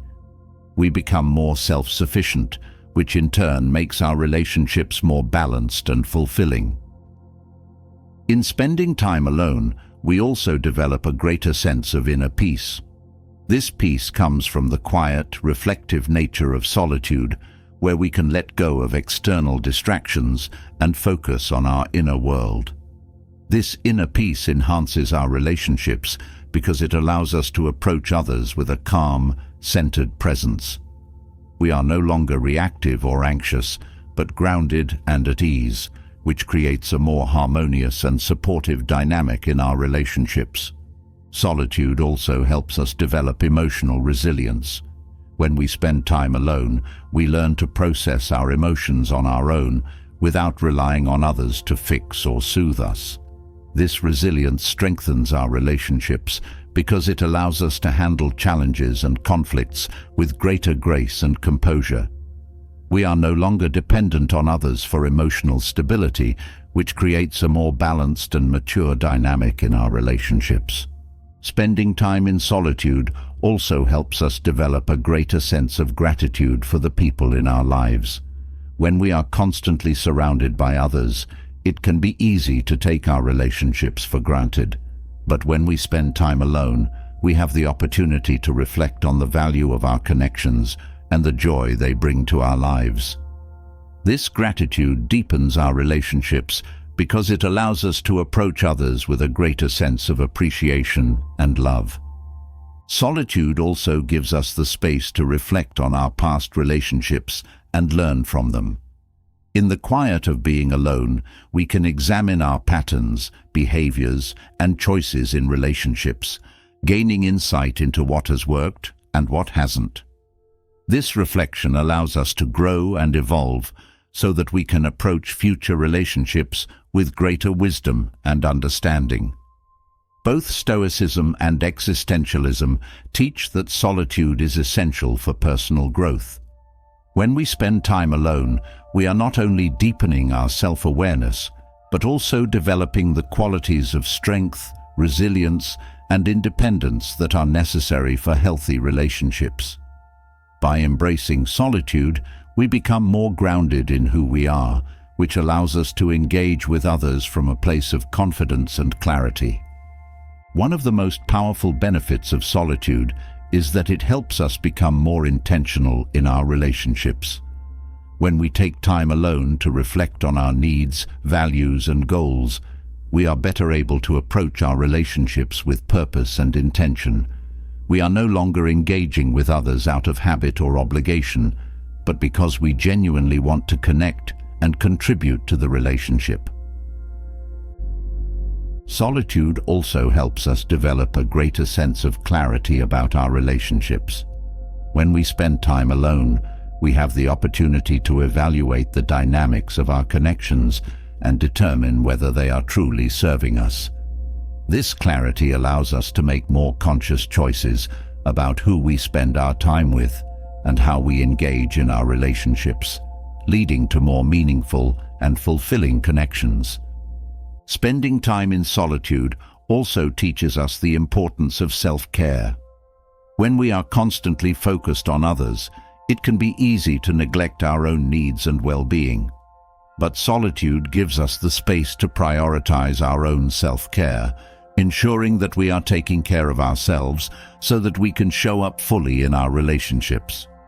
This balance between self-care and connection creates a healthier, more sustainable dynamic in our relationships. In embracing solitude, we also learn to cultivate a sense of inner strength. When we are comfortable being alone, we develop a sense of self-reliance that allows us to navigate life's challenges with greater resilience. This inner strength enhances our relationships because it allows us to support others without losing ourselves in the process. We become more capable of giving and receiving love in a balanced, healthy way. Solitude also helps us develop a greater sense of compassion for others. When we spend time alone reflecting on our own experiences and emotions, we become more attuned to the struggles and challenges that others face. This compassion allows us to approach our relationships with greater empathy and understanding, creating deeper connections and more meaningful interactions. Another benefit of solitude is that it helps us develop a greater sense of perspective. When we are constantly surrounded by others, it can be easy to get caught up in the dramas and challenges of daily life. But solitude gives us the space to step back and gain a broader perspective on our relationships and our lives. This perspective allows us to approach our relationships with greater clarity and wisdom, making more thoughtful and intentional choices. In the end, embracing solitude is not about isolating ourselves from others, but about deepening our connection to ourselves so that we can engage more fully with the people in our lives. By spending time alone, we cultivate self-awareness, emotional resilience, and inner strength, all of which enhance our relationships and allow us to connect with others in a more authentic, meaningful way. As we dive into the practice of embracing solitude and nurturing deeper connections with ourselves and others, it becomes clear that the ability to handle external forces with calmness and grace is vital. One of the most challenging external forces we face is criticism. While it can often feel like an attack on our worth, the Stoics teach us that criticism, when approached with the right mindset, can become a tool for personal growth. By learning to detach from the emotional sting of negative feedback, we can use it to sharpen our character and strengthen our resilience. Criticism often triggers defensiveness because it touches on our insecurities. We are conditioned to protect our self-image, and when someone points out a flaw or shortcoming, it can feel as though our value is being questioned. But the Stoics remind us that our worth is not determined by external opinions. By practicing detachment, we can view criticism objectively, separating the feedback from our sense of self. This mindset shift allows us to see criticism as information rather than a personal attack. One of the core Stoic principles is the understanding that we cannot control what others say or think about us. We can only control how we respond. This means that criticism is not something we should fear or avoid. Instead, we should welcome it as an opportunity to learn more about ourselves. When we detach from the need for approval, we free ourselves from the emotional burden of criticism and open the door to growth. By staying grounded in our own sense of self-worth, we become less affected by others' opinions. Criticism, when handled with a Stoic mindset, becomes a mirror that reflects areas where we may need improvement. Instead of reacting with anger or frustration, we can approach negative feedback with curiosity. What can this criticism teach me? Where can I grow? This attitude of openness transforms criticism from a source of pain into a valuable tool for self-improvement. The Stoics believed that true wisdom comes from self-examination, and criticism offers us a chance to do just that. When we practice detachment from criticism, we also build emotional resilience. It's easy to be shaken by harsh words or negative feedback, but the more we learn to view criticism as neutral information, the stronger we become. Each time we choose to remain calm and reflective in the face of criticism, we strengthen our ability to stay centered, regardless of external circumstances.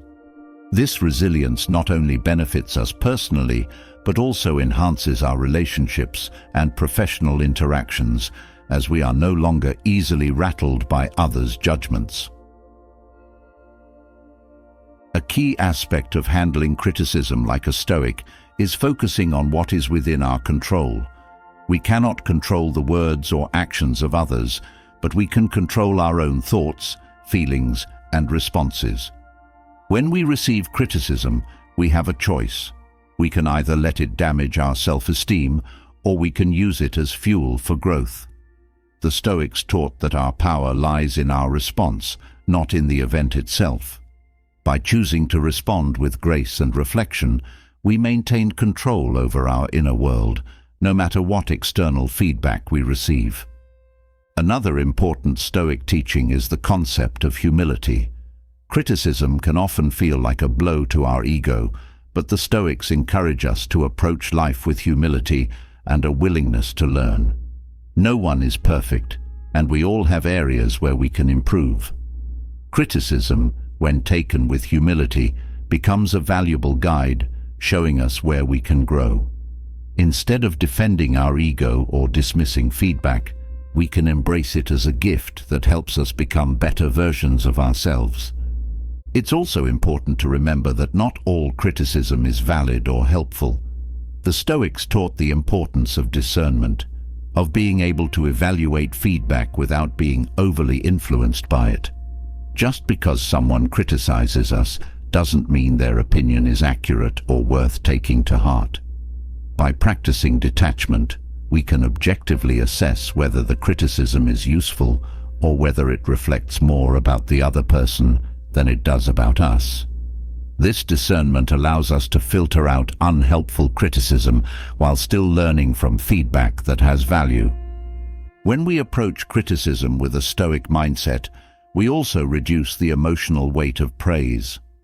Just as we detach from negative feedback, we learn not to become overly attached to compliments or approval from others. This balance creates emotional stability, as we are no longer riding the highs and lows of external validation. Whether the feedback is positive or negative, we remain grounded in our own sense of self-worth, knowing that our value is not dependent on others' opinions. By learning to handle criticism with grace, we also improve our relationships. When we are not reactive or defensive in the face of feedback, we create an environment of open communication and trust. Others feel more comfortable offering constructive criticism when they know we will receive it with maturity and reflection. This openness strengthens our connections with others as it fosters mutual respect and a shared commitment to growth. Criticism can also be a powerful tool for self-reflection.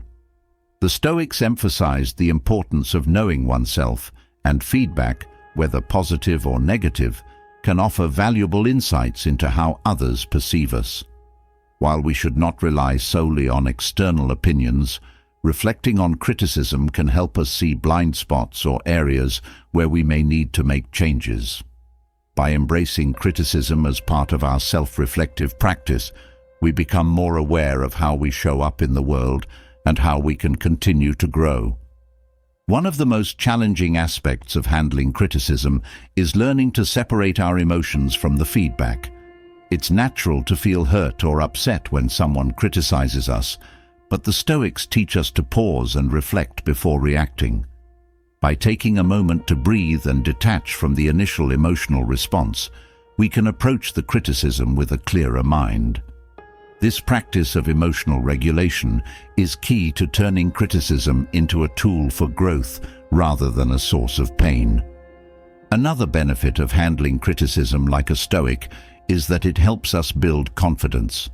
When we learn to navigate criticism without letting it shake our self-worth, we develop a sense of inner strength. We become more secure in who we are, knowing that we can handle feedback, whether positive or negative, without being defined by it.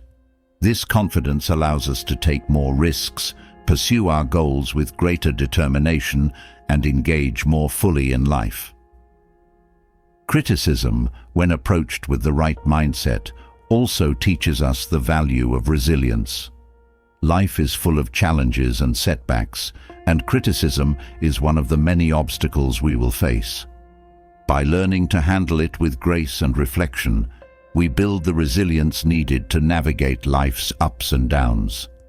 This resilience is not just about enduring criticism, but about using it as a stepping stone for personal growth and development.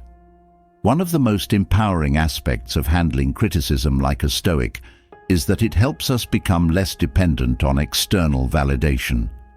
When we detach from the need for approval and accept criticism as part of the human experience, we stop looking to others to define our worth. Instead, we develop a strong sense of self that is rooted in our own values, beliefs, and actions. This independence from external opinions allows us to live more authentically and with greater peace. Criticism can also help us develop a greater sense of empathy. When we are criticized, we gain insight into how others perceive us, which can help us understand their perspective more fully. This empathy allows us to approach criticism with compassion, both for ourselves and for the person offering the feedback. We recognize that criticism, when offered constructively, comes from a place of care and a desire to help us grow. Handling criticism with a Stoic mindset also helps us develop better problem-solving skills. Instead of reacting emotionally to negative feedback, we learn to approach it with curiosity and a desire to improve. This problem-solving mindset allows us to turn criticism into an opportunity for growth, as we look for ways to address the issues raised and make positive changes in our behavior or approach. One of the key benefits of handling criticism with grace is that it helps us build stronger relationships. When we can receive feedback without becoming defensive or reactive, we create an environment of trust and open communication. Others feel more comfortable offering constructive criticism when they know we will receive it with maturity and reflection. This openness strengthens our relationships as it fosters mutual respect and a shared commitment to growth. Another important aspect of handling criticism is learning to forgive ourselves. It's easy to become self-critical when we receive negative feedback, but the Stoics teach us that self-compassion is essential for personal growth. When we receive criticism, we must learn to acknowledge our mistakes without letting them define us. By practicing self-forgiveness, we can move forward with a clear mind and a renewed commitment to growth. Criticism also teaches us the value of patience. It's easy to become frustrated or defensive when we receive negative feedback, but the Stoics remind us to approach life with patience and calm. By taking the time to reflect on the criticism rather than reacting impulsively, we can approach the situation with greater clarity and wisdom. This patience allows us to learn from the feedback rather than being consumed by it. When we handle criticism with a Stoic mindset, we also develop a greater sense of inner peace. By detaching from the emotional weight of negative feedback, we free ourselves from the constant need for approval or validation. This inner peace allows us to navigate life with greater ease, knowing that our worth is not determined by external opinions. We become more grounded in ourselves, confident in our ability to handle whatever feedback comes our way. The Stoic approach to handling criticism also teaches us the importance of focusing on what we can control. We cannot control what others say or think about us, but we can control how we respond. By focusing on our own thoughts, actions, and attitudes, we maintain a sense of control over our lives, regardless of external feedback. This focus on internal control allows us to remain calm and centered in the face of criticism, knowing that we are responsible for our own growth and development. In the end, learning to handle criticism like a Stoic is about cultivating resilience, self-awareness, and emotional balance. By detaching from the need for external approval and viewing criticism as an opportunity for growth, we transform negative feedback into a powerful tool for personal development. This mindset not only strengthens our character, but also enhances our relationships and overall well-being. Through the Stoic practice of detachment and reflection, we learn that criticism, when approached with grace and wisdom, can be a catalyst for becoming our best selves. As we learn to handle criticism with grace, turning feedback into a tool for personal growth, we come to realize that life's challenges are not always external. Sometimes the greatest challenge is internal, the way we fill our days with endless tasks and constant activity. While society often equates busyness with success, both Stoicism and Taoism remind us that constant busyness is not a path to fulfillment, but a distraction from what truly matters. To live a meaningful life, we must slow down, reflect, and create space for what is essential. In the rush of modern life, it is easy to confuse productivity with purpose, but true fulfillment is found when we prioritize what matters over the noise of doing more. Busyness often feels like progress, but more often than not, it becomes a way to avoid deeper reflection. When we fill every moment with activity, we leave no room for contemplation, for asking ourselves whether the things we are doing truly align with our values and desires. The Stoics believed in the power of reflection, of regularly pausing to assess whether our actions are leading us toward a virtuous and fulfilling life. Without this pause, we risk being swept up in the flow of busyness, losing sight of the bigger picture and our deeper purpose. Slowing down allows us to create space for mindfulness. When we are constantly busy, we operate on autopilot, moving from task to task without fully engaging with the present moment. But when we slow down, we become more aware of our surroundings, our thoughts, and our emotions. This mindfulness enables us to be more intentional in our actions, making choices that align with our true values rather than simply reacting to the demands of the day. Slowing down reconnects us with the present, giving us the clarity to focus on what truly matters. Constant busyness can also be a form of avoidance. When we are always occupied, we don't have to face the discomfort of sitting with our thoughts or confronting deeper questions about our lives. But this avoidance comes at a cost. Without time for reflection, we miss out on the opportunity to gain insight into ourselves and our goals. Both Stoicism and Taoism encourage us to embrace stillness as a way of finding clarity.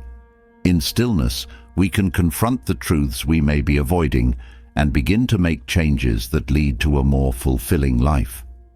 One of the most significant drawbacks of constant busyness is burnout. When we push ourselves to be constantly active, we deplete our energy and creativity. Over time, this leads to exhaustion, frustration, and a sense of being overwhelmed. But when we slow down and create space for rest and reflection, we allow ourselves to recharge. This balance between activity and rest is essential for maintaining long-term well-being and avoiding burnout. Slowing down is not about doing less. It's about doing what truly matters with more focus and energy. Busyness also keeps us from connecting with others in meaningful ways. When our schedules are packed, we may be physically present but emotionally distant, distracted by the next task on our to-do list. But relationships thrive on presence and attention. When we slow down, we make space for deeper connections, for truly listening and engaging with the people in our lives. Slowing down allows us to nurture our relationships and prioritize the connections that bring joy and meaning to our lives. Another reason constant busyness is a distraction is that it prevents us from engaging with our deeper purpose. We often confuse being busy with being productive, but not all activity leads to meaningful progress. The Stoics emphasize the importance of living a life guided by purpose, of aligning our actions with our values and goals. But when we are constantly busy, we may lose sight of what we are working toward. Slowing down gives us the space to reflect on whether our actions are truly moving us in the direction we want to go, or whether we are simply caught in the cycle of doing more for the sake of it. Slowing down also fosters creativity. When we are constantly focused on tasks and deadlines, our minds become narrow and focused on the immediate. But creativity thrives in spaciousness, in moments of rest and reflection. When we slow down, we allow our minds to wander, to explore new ideas and possibilities. This creative space leads to new insights and innovations that would not have emerged in the busyness of daily life. By slowing down, we create the conditions for creativity and inspiration to flourish. Busyness can also lead to a loss of self-awareness. When we are always doing, we rarely have time to check in with ourselves and assess how we are feeling, both physically and emotionally. This lack of awareness can lead to stress, fatigue, and emotional burnout. But when we slow down, we can tune into our bodies and minds, noticing when we need rest or when we are feeling overwhelmed. This self-awareness is key to maintaining balance and well-being, allowing us to respond to our needs rather than pushing through until we reach a breaking point. Both Stoicism and Taoism teach that a meaningful life is not about accumulating achievements or possessions, but about cultivating inner peace and wisdom. Constant busyness distracts us from this deeper pursuit, keeping us focused on external success rather than inner fulfillment. Slowing down allows us to shift our focus inward, to explore the questions that truly matter. What brings us joy? What do we value? What kind of life do we want to live? By creating space for reflection, we align ourselves with the path to fulfillment rather than getting lost in the rush of doing more. Busyness also keeps us from appreciating the present moment. When we are always focused on the next task or goal, we miss out on the beauty of what is happening right now. Both Stoicism and Taoism emphasize the importance of being fully present, of finding joy and meaning in the here and now. Slowing down allows us to savor the present, to engage with life more fully, and find contentment in the simple moments. This presence brings a sense of peace and fulfillment that constant busyness cannot provide. Slowing down also helps us become more intentional in our actions. When we are always busy, we may rush through tasks without considering whether they are truly necessary or aligned with our goals. But when we slow down, we can be more deliberate in how we spend our time and energy. We begin to prioritize what is truly important, letting go of the distractions and obligations that do not serve us.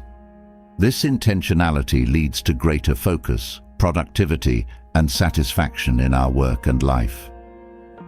Busyness can also keep us trapped in a cycle of doing without questioning.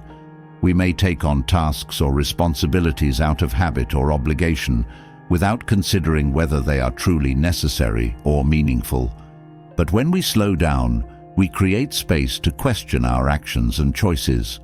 Are we doing this because it aligns with our values, or because it's what we think we should be doing? This reflection allows us to break free from the cycle of busyness and begin to make more conscious, purposeful choices. Slowing down also helps us develop a greater sense of patience. When we are constantly busy, we may become frustrated or impatient when things don't happen as quickly as we would like. But by slowing down, we learn to trust the natural flow of life, to be patient with ourselves and others. This patience allows us to approach life with greater calm and resilience, knowing that not everything needs to be rushed or forced. Busyness often keeps us focused on external goals, but slowing down allows us to turn inward and cultivate a deeper connection with ourselves. Both Stoicism and Taoism emphasize the importance of inner peace and self-awareness as the foundation for a fulfilling life. When we slow down, we create space for self-reflection, for exploring our thoughts, feelings, and desires. This inner connection helps us align our actions with our true values, leading to a more authentic and fulfilling life. Slowing down also allows us to develop a greater sense of gratitude. When we are constantly busy, we may take for granted the small joys and blessings in our lives. But when we slow down, we create space to appreciate the beauty of the present moment, the people we love, and the opportunities we have. This gratitude brings a sense of fulfillment that constant busyness cannot provide, as it shifts our focus from what we are striving for to what we already have. Another benefit of slowing down is that it helps us cultivate a sense of balance. Life is not meant to be lived at full speed all the time. Both activity and rest are necessary for a healthy, fulfilling life. By slowing down, we create space for both, allowing ourselves to engage fully in our work and relationships, while also making time for rest, reflection, and self-care. This balance prevents burnout and leads to greater overall well-being. Slowing down also helps us reconnect with our passions. When we are constantly busy, we may lose touch with the activities and interests that bring us joy. But when we slow down, we create space to explore what truly excites and inspires us. This reconnection with our passions leads to greater fulfillment, as we begin to prioritize activities that nourish our souls, rather than just filling our schedules with obligations. Busyness can also lead to a sense of overwhelm, where we feel like there is always too much to do and not enough time. But slowing down helps us break free from this cycle of overwhelm. When we slow down, we realize that not everything needs to be done at once, and that we can approach tasks with greater focus and calm. This shift in mindset reduces stress and allows us to approach life with a greater sense of ease and flow. Slowing down also allows us to reconnect with nature. Both Stoicism and Taoism teach that nature is a source of wisdom and peace, and when we are constantly busy, we may lose touch with this connection. But when we slow down, we create space to appreciate the beauty and tranquility of the natural world. This connection with nature brings a sense of grounding and perspective, reminding us of the simplicity and peace that is available to us when we slow down and tune in. Another benefit of slowing down is that it helps us develop a greater sense of clarity. When we are constantly busy, our minds may become cluttered with tasks, worries, and distractions. But when we slow down, we create space for clarity and focus. This clarity allows us to make better decisions, to prioritize what truly matters, and to approach life with greater intention and purpose. Slowing down also helps us develop a deeper sense of trust in the flow of life. Both Stoicism and Taoism teach that life is full of cycles, of activity and rest, of growth and stillness. When we slow down, we learn to trust that everything has its time and place, and that we do not need to force or rush the process. This trust allows us to approach life with greater peace and patience, knowing that things will unfold as they are meant to. In the end, constant busyness is not a path to fulfillment, but a distraction from it. By slowing down, we create space for reflection, self-awareness, and meaningful action. We reconnect with our values, our passions, and the people we love. We find balance between work and rest, between doing and being. Through slowing down, we discover that true fulfillment is not found in doing more, but in being more present, intentional, and aligned with what truly matters. As we slow down and create space for what truly matters, we begin to see that life is not just about avoiding mistakes or keeping a flawless record. True growth comes from embracing failure and understanding its role in our journey. The Stoics, with their deep wisdom, teach us that failure is not something to fear or avoid, but rather an opportunity, a necessary part of personal development. Each setback carries within it the seeds of growth, pushing us to reflect, adapt, and move forward with more strength and wisdom.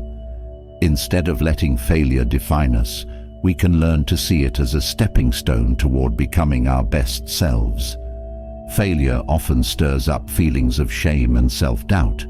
Society tends to celebrate success and achievements while quietly burying the stories of failure. But Stoic philosophy reminds us that failure is inevitable. It's not a reflection of our worth, but an essential part of living. To fail means we are trying, we are pushing ourselves beyond the comfort of the known, and we are learning in the process. Embracing failure with this mindset transforms what could be a source of discouragement into a catalyst for growth. When we view failure as part of the learning process, we shift from a fixed mindset to a growth mindset. A fixed mindset sees failure as a dead end, while a growth mindset recognizes that every mistake is an opportunity to improve and refine our approach. This perspective helps us stay resilient in the face of setbacks. Instead of dwelling on what went wrong, we become curious. What can we learn from this? How can we do better next time? Failure becomes a tool for progress rather than a roadblock. One of the core lessons from Stoicism is that we cannot control everything that happens to us, but we can control how we respond. Failure is no exception. While we may not always have control over the outcomes of our efforts, we can choose to respond to failure with grace, humility, and determination. This shift in focus from external outcomes to internal resilience allows us to view failure not as a reflection of our abilities, but as a test of our character. How we respond to failure reveals our true strength. Failure teaches us patience. In a world that often glorifies quick success, it can be easy to feel disheartened when things don't go according to plan. But growth takes time. The Stoics understood this and urged us to practice patience with ourselves. Failure is not a sign that we are on the wrong path. It is simply part of the process. With patience, we learn to trust the journey, understanding that setbacks are not permanent and that progress is made one step at a time. When we embrace failure, we also cultivate humility. Failure reminds us that we do not know everything, that we are human and prone to mistakes. This humility is a gift. It keeps us grounded and open to learning. It prevents us from becoming arrogant or complacent. The Stoics valued humility as one of the key virtues because it allows us to remain teachable, to continue growing without being blinded by pride. Failure strips away our illusions and brings us face to face with reality, and in that space, true learning happens. Another important lesson from failure is that it helps us build resilience.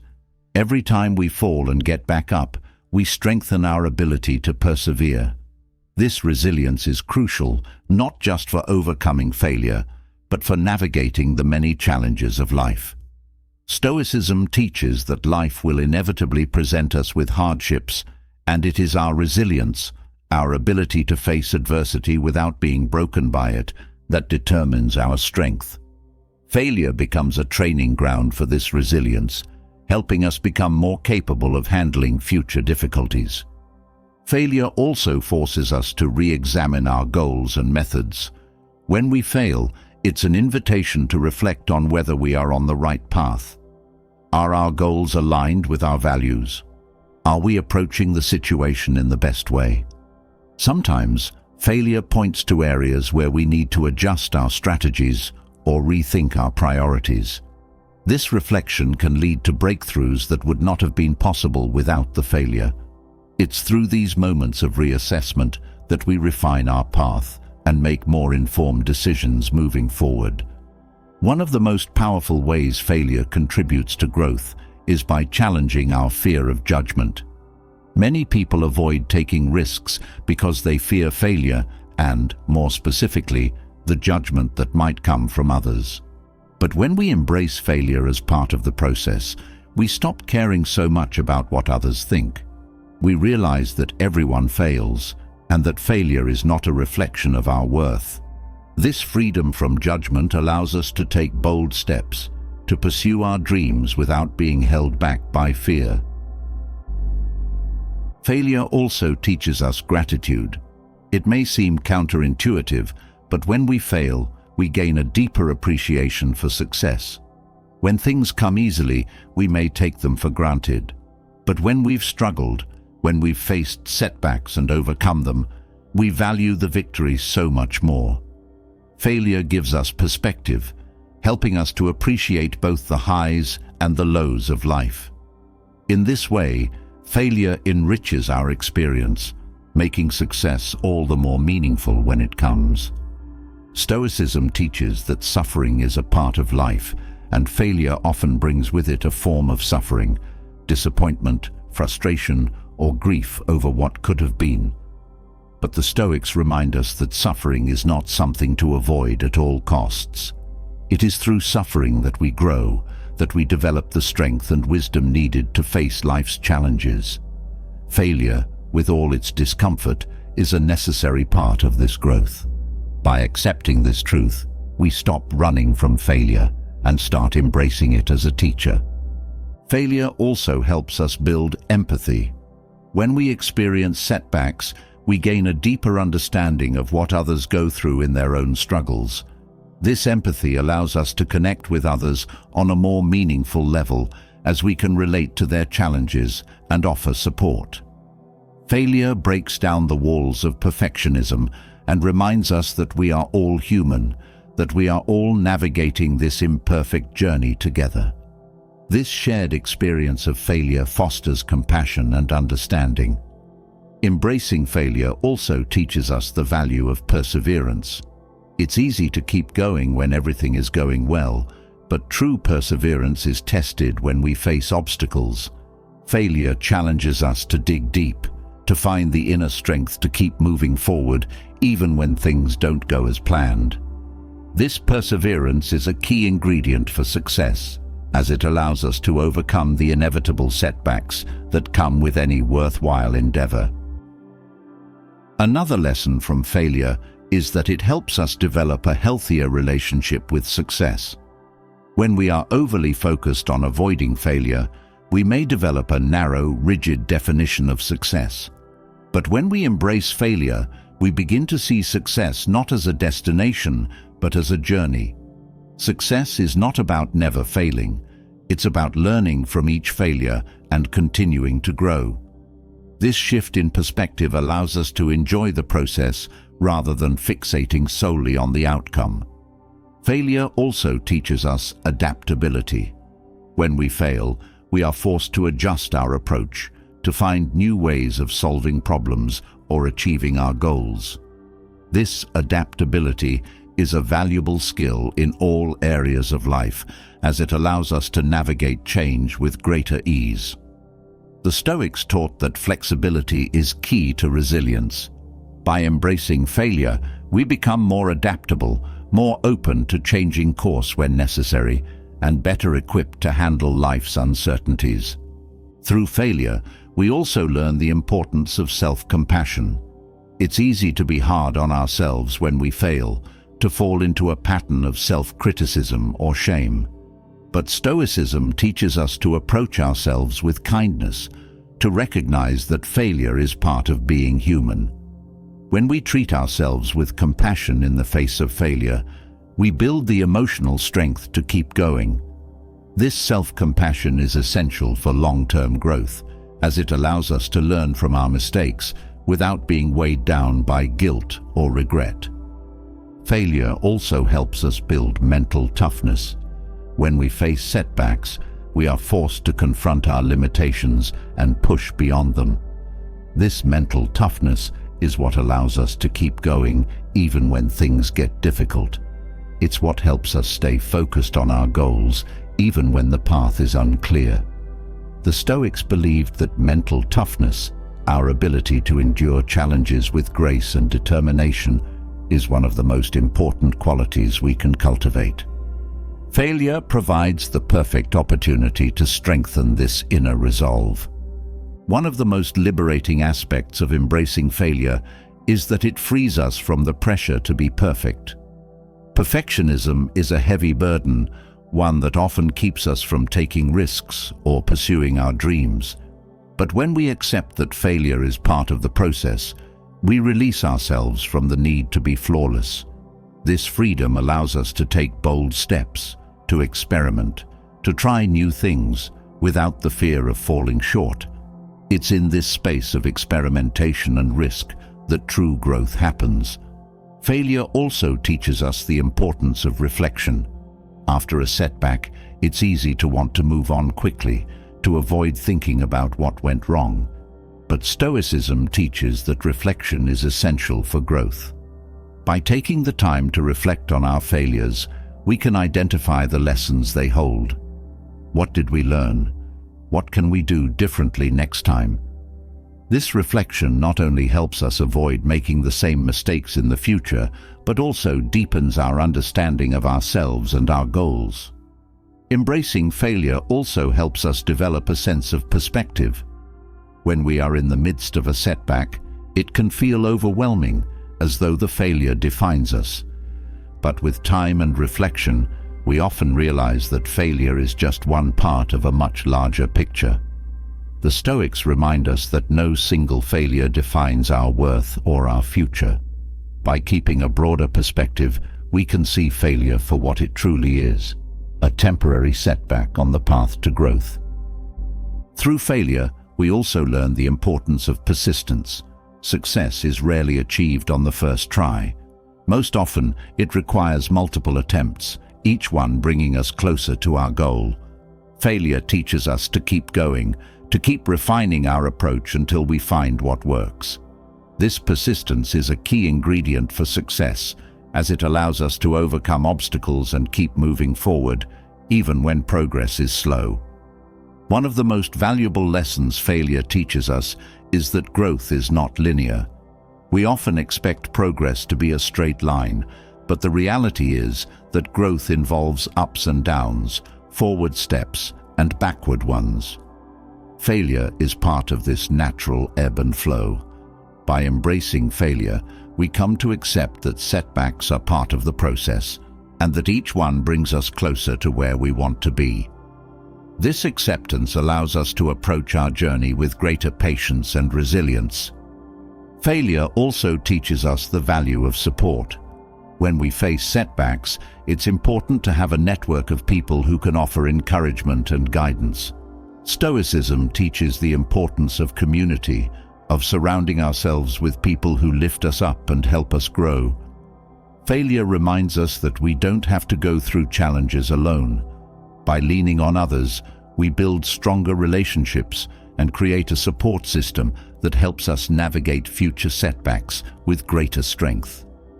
In the end, embracing failure is about recognizing that it is an essential part of life. It's not something to fear or avoid, but something to welcome as a teacher. Each failure brings with it valuable lessons, opportunities for growth, and the chance to become stronger and wiser. Through failure, we learn to persevere, to adapt, and to approach life with greater humility and resilience. By embracing failure, we unlock the potential for deeper growth and fulfillment, knowing that every setback is a stepping stone on the path to becoming our best selves. Having embraced failure as a necessary part of growth, we shift our perspective to something even more transformative: gratitude. Gratitude, when practiced sincerely, holds the power to completely reframe our lives. It shifts us away from focusing on what went wrong or what's missing, and directs our attention to the abundance we already have. Both the Stoics and mindfulness traditions emphasize this practice because it cultivates contentment, joy, and a sense of fulfillment in even the simplest moments. By grounding ourselves in gratitude, we unlock a deeper appreciation for life as it is, which changes everything. Gratitude invites us to pause. In a world that constantly urges us to strive for more, it's easy to get caught in a cycle of dissatisfaction, always chasing the next goal, the next achievement, or the next possession. But gratitude disrupts this cycle. It asks us to take stock of what is already here: our relationships, our health, the beauty of the world around us. When we pause to reflect on these things, we realize that we are surrounded by abundance. The practice of gratitude becomes a powerful antidote to feelings of lack and insufficiency. One of the most immediate effects of gratitude is that it shifts our focus. Instead of dwelling on what we don't have or what's not going right, we begin to notice all the ways in which we are already supported and blessed. This shift in perspective doesn't mean we ignore our challenges, but it helps us approach them with a more balanced view. By focusing on what is good in our lives, we build resilience and cultivate a mindset that sees opportunities rather than obstacles. Gratitude also deepens our connection with others. When we take the time to express appreciation for the people in our lives, it strengthens our relationships. Whether it's a simple thank you or a more thoughtful acknowledgement of someone's impact on our life, these expressions of gratitude build trust and reinforce bonds. Gratitude reminds us that we are not alone, that our lives are enriched by the presence and contributions of others. This realization fosters a sense of community and belonging, which is essential for our well-being. Practicing gratitude also helps us develop a greater sense of humility. It reminds us that we are not entitled to everything we have, that much of what we enjoy is the result of circumstances beyond our control, whether it's the kindness of others, the opportunities we've been given, or even the good fortune of our health. This humility doesn't diminish our accomplishments. Rather, it puts them into perspective.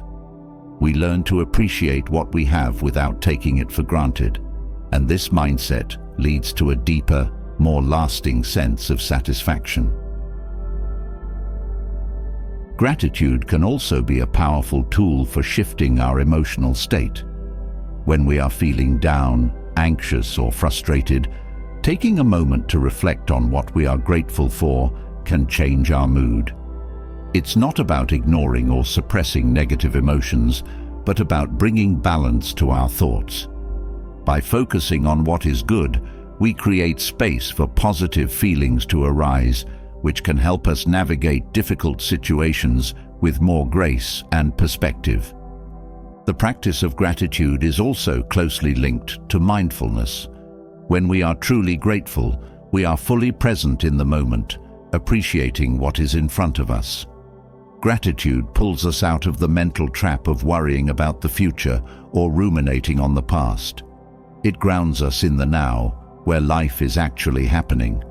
This presence is the key to finding peace and joy, because it is only in the present moment that we can experience life fully. Gratitude helps us find meaning in everyday moments. It's easy to overlook the small joys that make up our daily lives, like a warm cup of coffee in the morning, a smile from a stranger, or the feeling of sunshine on our skin. But when we cultivate gratitude, we start to notice these moments more. We see them as gifts, as opportunities to experience beauty and joy. This shift in perspective turns the mundane into something magical, and it teaches us that happiness doesn't have to come from grand achievements or big events. It can be found in the small, simple moments of life. When we practice gratitude, we also build emotional resilience. Life is full of challenges, and it's easy to get caught up in what's going wrong. But gratitude helps us see that, even in the midst of difficulty, there is always something to be thankful for. This doesn't mean we ignore our struggles, but it helps us maintain a more balanced perspective. By focusing on what is good, even during hard times, we strengthen our ability to cope with adversity and maintain a sense of hope. Gratitude also helps us let go of the constant need for more. In a consumer-driven world, we are often encouraged to believe that happiness lies in acquiring more things, more money, more success, more possessions. But gratitude teaches us that we already have enough. It shifts our focus from scarcity to abundance, from what we lack to what we have. This realization brings a sense of contentment and peace, freeing us from the endless pursuit of external validation and material gain. Another powerful aspect of gratitude is that it fosters a sense of generosity. When we recognize how much we have been given, whether it's love, support, or resources, we are more inclined to give back. Gratitude makes us aware of our interconnection with others and the world around us. It inspires us to share our blessings, to help those who may not have as much, and to contribute to the well-being of others. In this way, gratitude not only brings us personal joy, but also creates a ripple effect of kindness and compassion. Gratitude also helps us cultivate a greater sense of acceptance. Life doesn't always go the way we want it to, and it's easy to become frustrated or disappointed when things don't turn out as planned. But when we practice gratitude, we learn to accept life as it is, rather than constantly wishing it were different. We focus on the gifts we've been given, rather than the things we feel are missing. This acceptance brings a sense of peace, as we stop resisting the present moment and learn to appreciate it for what it is. One of the most transformative effects of gratitude is that it helps us shift our identity. Instead of seeing ourselves as people who are always striving, always needing more, we begin to see ourselves as people who are already fulfilled. Gratitude reminds us that we are already whole, that we already have enough, and that we are enough just as we are. This shift in identity brings a profound sense of inner peace and self-worth, as we no longer feel the need to prove ourselves or chase after external validation. Gratitude also helps us become more patient. When we are constantly focused on what we don't have or what we want to achieve, it's easy to become impatient with ourselves and others. But gratitude teaches us to slow down and appreciate the process, rather than rushing to reach the destination. It reminds us that life is not about getting somewhere as quickly as possible, but about enjoying the journey and savoring each moment along the way. Practicing gratitude also helps us develop a greater sense of trust in life. When we focus on what we are grateful for, we start to see how much we are supported by the universe, whether it's through the people in our lives, the opportunities we've been given, or the simple joys of daily living. This trust allows us to let go of the need to control everything and instead flow with the natural rhythms of life. Gratitude reminds us that even when things are difficult, there is always something to be thankful for, and this trust helps us navigate life's ups and downs with more grace. Gratitude also helps us develop a greater sense of clarity about what truly matters. When we are constantly focused on what we want or what we feel is lacking, it's easy to lose sight of our core values and priorities. But gratitude brings us back to the present, helping us reconnect with what is most important: our relationships, our health, our well-being. This clarity allows us to make more intentional choices, aligning our actions with our values and living in a way that brings deeper fulfillment.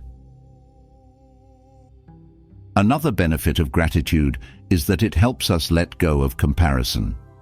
In a world where we are constantly bombarded with images of other people's successes and achievements, it's easy to fall into the trap of comparing ourselves to others.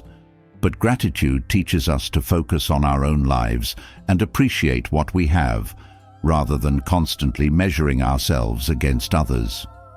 This shift in perspective brings a sense of peace and contentment as we stop looking outside ourselves for validation and start appreciating our own unique journey. Gratitude also helps us develop a greater sense of presence in our relationships. When we are truly grateful for the people in our lives, we are more likely to show up fully for them, to listen with an open heart, and to appreciate the moments we share together. This presence deepens our connections and strengthens our bonds, creating more meaningful and fulfilling relationships. Practicing gratitude also helps us let go of the need for perfection. When we focus on what we are grateful for, we start to see that life doesn't have to be perfect to be beautiful. We begin to appreciate the messy, imperfect moments as part of the richness of life, rather than constantly striving for an unattainable ideal. This acceptance of imperfection brings a sense of peace and freedom as we let go of the pressure to have everything figured out and start enjoying life as it is. Gratitude also helps us develop a greater sense of inner peace. When we focus on what we are thankful for, we create a sense of contentment that is not dependent on external circumstances. This inner peace allows us to navigate life's challenges with more ease, knowing that our sense of well-being is not tied to what is happening outside of us. Gratitude helps us cultivate a stable, grounded sense of peace that remains with us, even in the midst of uncertainty or difficulty. One of the most profound effects of gratitude is that it helps us develop a deeper appreciation for life itself. When we take the time to reflect on all the things we are grateful for, the people we love, the experiences we've had, the beauty of the world around us, we begin to see life as a precious gift.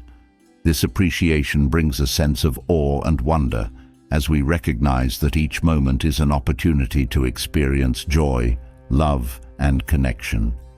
Gratitude also helps us develop a sense of responsibility for our own happiness. Instead of waiting for external circumstances to bring us joy, we take ownership of our own well-being by focusing on what we are grateful for. This shift in mindset empowers us to create a life that is filled with meaning and fulfillment, regardless of what is happening around us. Gratitude teaches us that happiness is not something that is given to us, but something we cultivate from within. In the end, gratitude is not just a practice, it's a way of being. It transforms the way we see the world, helping us shift from a mindset of lack to one of abundance. It deepens our relationships, enhances our well-being, and brings a sense of peace and fulfillment that is not dependent on external circumstances. By practicing gratitude, we unlock the true joy of living, appreciating the beauty and abundance that is already all around us. Gratitude brings us closer to the present moment, teaching us to appreciate the beauty and abundance that already exists in our lives. But even as we practice gratitude, we are often confronted with situations beyond our control, which can stir up frustration and anxiety. The Stoics remind us that one of the greatest sources of inner peace is learning to let go of what we cannot control. By focusing on what we can influence and releasing everything else, we free ourselves from the constant stress of trying to manage things outside our reach. This simple yet profound shift can transform how we live, bringing a sense of relief, calm, and clarity. Letting go of control starts with understanding the boundaries between what we can and cannot influence. The Stoics believed that our power lies in our thoughts, actions, and reactions, but much of what happens around us, other people's choices, external events, and outcomes, are beyond our influence. By trying to control these things, we set ourselves up for frustration. But when we learn to focus only on what is within our power, we reclaim our peace. This practice not only simplifies our lives, but also makes us more effective in the areas where we can truly make a difference. One of the most common ways we try to control the uncontrollable is by worrying about the future. We spend countless hours imagining what might happen, hoping that by anticipating every possible outcome, we can prevent disaster. But in reality, worrying does nothing to change the future. It only robs us of the present. The Stoics remind us that the future is not ours to control. What we can control is how we prepare, how we respond in the moment, and how we approach uncertainty with calm and wisdom.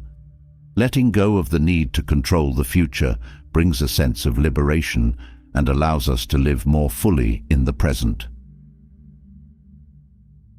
Another area where we often struggle with control is in our relationships. We may try to influence how others think, feel, or behave, believing that if we can just get them to act a certain way, everything will be okay. But the truth is, we cannot control other people. Their thoughts, actions, and emotions are their own. When we let go of the need to control others, we create space for more authentic, respectful relationships. We learn to accept people as they are, without trying to change them, which leads to deeper connection and greater harmony. Letting go of control also means releasing the outcomes of our efforts. We may work hard toward a goal, but the result is often influenced by factors beyond our control: timing, external events, or other people's decisions. When we attach our happiness to a specific outcome, we set ourselves up for disappointment. But when we focus on doing our best, without becoming attached to the result, we find peace in the process. The Stoics teach that true success is not in achieving a particular outcome, but in acting with integrity and effort, regardless of how things turn out. One of the most challenging areas to release control is in matters of health and the body. While we can make healthy choices and care for ourselves, much of what happens to our bodies is beyond our control. Illness, aging, and injury are inevitable parts of life. Trying to control these processes leads to frustration and anxiety. But when we accept that our bodies are subject to forces beyond our control, we can approach health with balance. We focus on what we can do: exercise, nutrition, rest, while letting go of the need to control every aspect of our physical well-being. Letting go of control also helps us develop emotional resilience. When we stop trying to control external events, we free up energy to focus on how we respond to them. The Stoics believed that our inner state is what truly matters, not what happens to us, but how we choose to react. By letting go of the need to control circumstances, we shift our focus to cultivating inner strength, emotional balance, and mental clarity. This shift empowers us to face life's challenges with more grace and less stress. One of the benefits of letting go is that it allows us to live with more flow and ease. When we try to control everything, we create resistance, both internally and externally. But when we release that need, we become more flexible, more adaptable to the natural rhythms of life. This doesn't mean we stop taking action, but rather that we stop fighting against what we cannot change.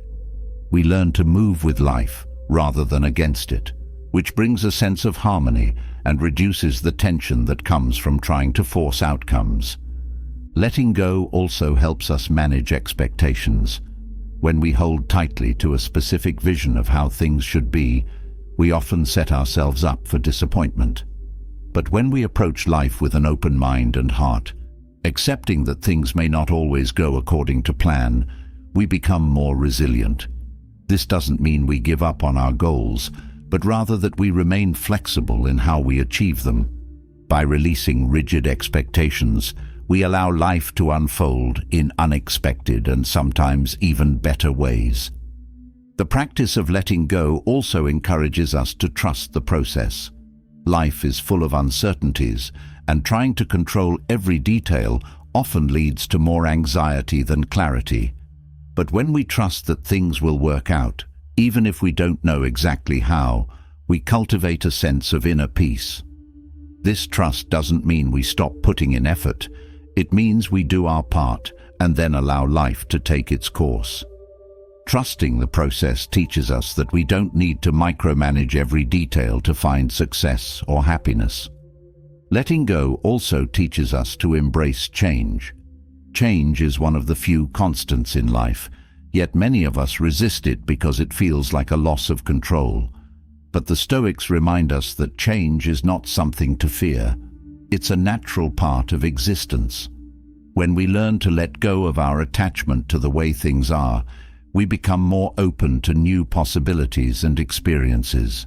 This openness allows us to grow and evolve, rather than staying stuck in outdated patterns or resisting the inevitable shifts of life.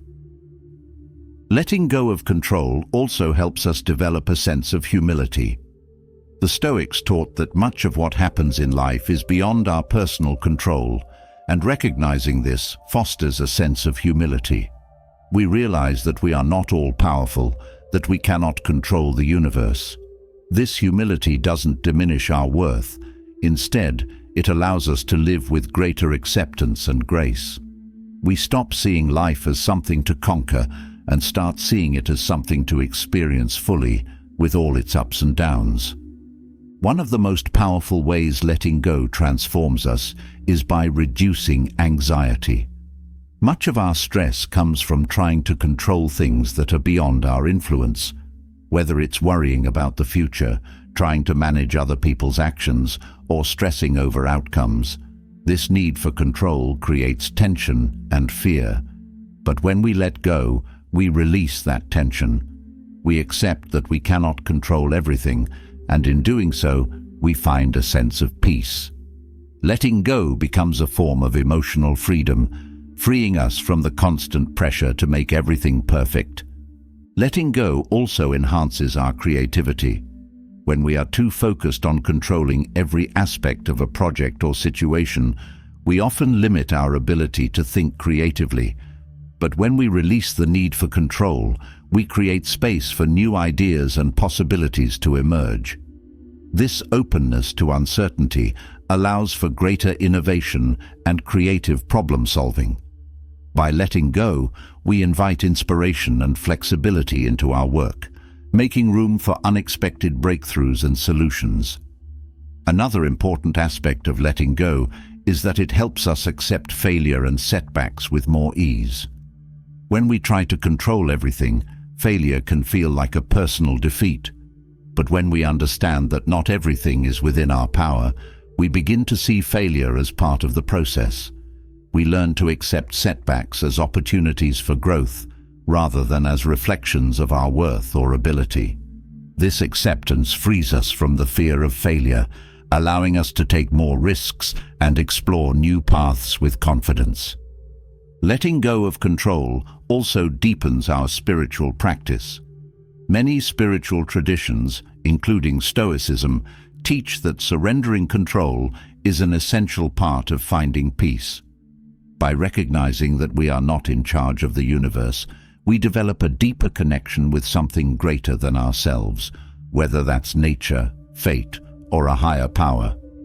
This surrender brings a sense of humility and trust, helping us find meaning and purpose even in the midst of uncertainty. Letting go also enhances our ability to be present. When we are constantly focused on controlling outcomes, we are often thinking about the future or dwelling on the past. But when we release that need for control, we become more present in the moment. We stop worrying about what might happen and start engaging fully with what is happening right now. This presence not only brings more joy and fulfillment, but also allows us to respond to life's challenges with greater clarity and calm. Another benefit of letting go is that it strengthens our relationships. When we stop trying to control others, we create space for more authentic and respectful connections. We allow people to be themselves, rather than trying to mold them to fit our expectations. This acceptance fosters deeper trust and mutual respect, as we learn to appreciate others for who they are, rather than who we want them to be. Letting go also helps us set healthier boundaries, as we focus on what we can control, our own actions and reactions, rather than trying to manage someone else's behavior. Letting go of control also helps us develop greater patience. When we are fixated on controlling outcomes, we often feel impatient when things don't happen as quickly or smoothly as we'd like. But when we release that need for control, we develop a sense of patience and trust in the process. We learn that things unfold in their own time, and that forcing or rushing often leads to more problems. This patience brings a sense of peace and allows us to navigate life's challenges with more ease. The practice of letting go also teaches us to embrace uncertainty. Life is inherently unpredictable, and trying to control every aspect of it is not only exhausting, but also impossible. When we let go, we learn to embrace the unknown with a sense of curiosity and openness. We stop fearing what we cannot predict and start seeing uncertainty as a space of possibility. This shift in perspective brings more freedom, as we no longer feel the need to control every outcome in order to feel safe or secure. Letting go of control also helps us develop resilience.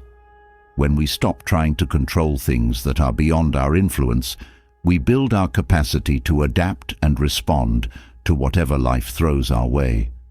This resilience allows us to face challenges with more grace and less stress, knowing that we cannot control everything, but that we can always choose how we respond. By letting go, we strengthen our ability to bounce back from setbacks and navigate life's ups and downs with greater confidence and ease. One of the most freeing aspects of letting go is that it releases us from the burden of perfectionism. Many of us struggle with the need to control every detail in order to make things perfect. But this perfectionism is not only unrealistic, but also exhausting. Letting go of control helps us embrace imperfection and recognize that things don't need to be flawless in order to be valuable or meaningful. This shift in mindset allows us to approach life with more joy and less pressure, appreciating things as they are rather than constantly striving for an unattainable ideal. In the end, the power of letting go lies in its ability to bring us peace, clarity, and freedom. By releasing the need to control everything, we free ourselves from the stress and anxiety that come from trying to manage the uncontrollable. We learn to trust the process, embrace uncertainty, and focus on what truly matters, our own thoughts, actions, and responses. This shift not only transforms our inner world, but also enhances our relationships, creativity, and overall well-being. Through the practice of letting go, we discover a deeper sense of peace and fulfillment, knowing that we don't have to control everything to live a meaningful and joyful life. As we learn to let go of the need for control, we unlock a sense of freedom and inner peace. But another key to maintaining this balance in life is patience. In a world that glorifies speed, instant results, and quick fixes, patience becomes an often overlooked virtue. Yet, it is this very quality that allows us to approach life's challenges with grace and resilience. By cultivating patience, we create space to grow, to learn, and to achieve our goals without the stress of rushing or the frustration of unmet expectations. Patience is not just about waiting, it is about trusting the process and staying committed to our journey, no matter how long it takes. Patience gives us the ability to navigate life's obstacles without being overwhelmed by them. When faced with a challenge, it's easy to feel frustrated or impatient, especially when things don't go as planned. But patience teaches us to take a step back and breathe. It reminds us that not everything needs to be resolved immediately, and that some things take time to unfold. This calm acceptance helps us handle setbacks with more grace, allowing us to respond thoughtfully rather than react impulsively. One of the most powerful aspects of patience is that it helps us manage our expectations. When we expect quick results or instant gratification, we set ourselves up for disappointment. But when we cultivate patience, we learn to accept that progress takes time. This shift in mindset reduces frustration and helps us stay focused on the long term rather than getting caught up in the immediate. Patience reminds us that good things are worth waiting for and that true growth is often a slow, steady process. Patience also allows us to build resilience. Life is full of unexpected twists and turns, and it's easy to feel defeated when things don't go our way. But patience teaches us to trust that setbacks are temporary and that perseverance will eventually lead us to our goals. This resilience helps us stay committed to our path, even when progress is slow or difficult. With patience, we learn to see challenges as part of the journey rather than obstacles that block our way. In addition to helping us navigate difficulties, patience also enhances our relationships. When we are patient with others, we create space for understanding and empathy.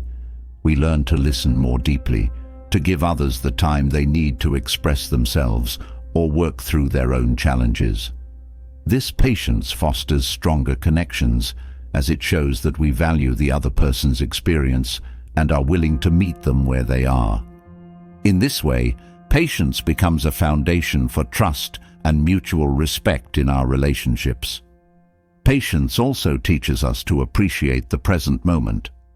Often, we are so focused on the future, on what we want to achieve or where we want to go, that we forget to enjoy the journey.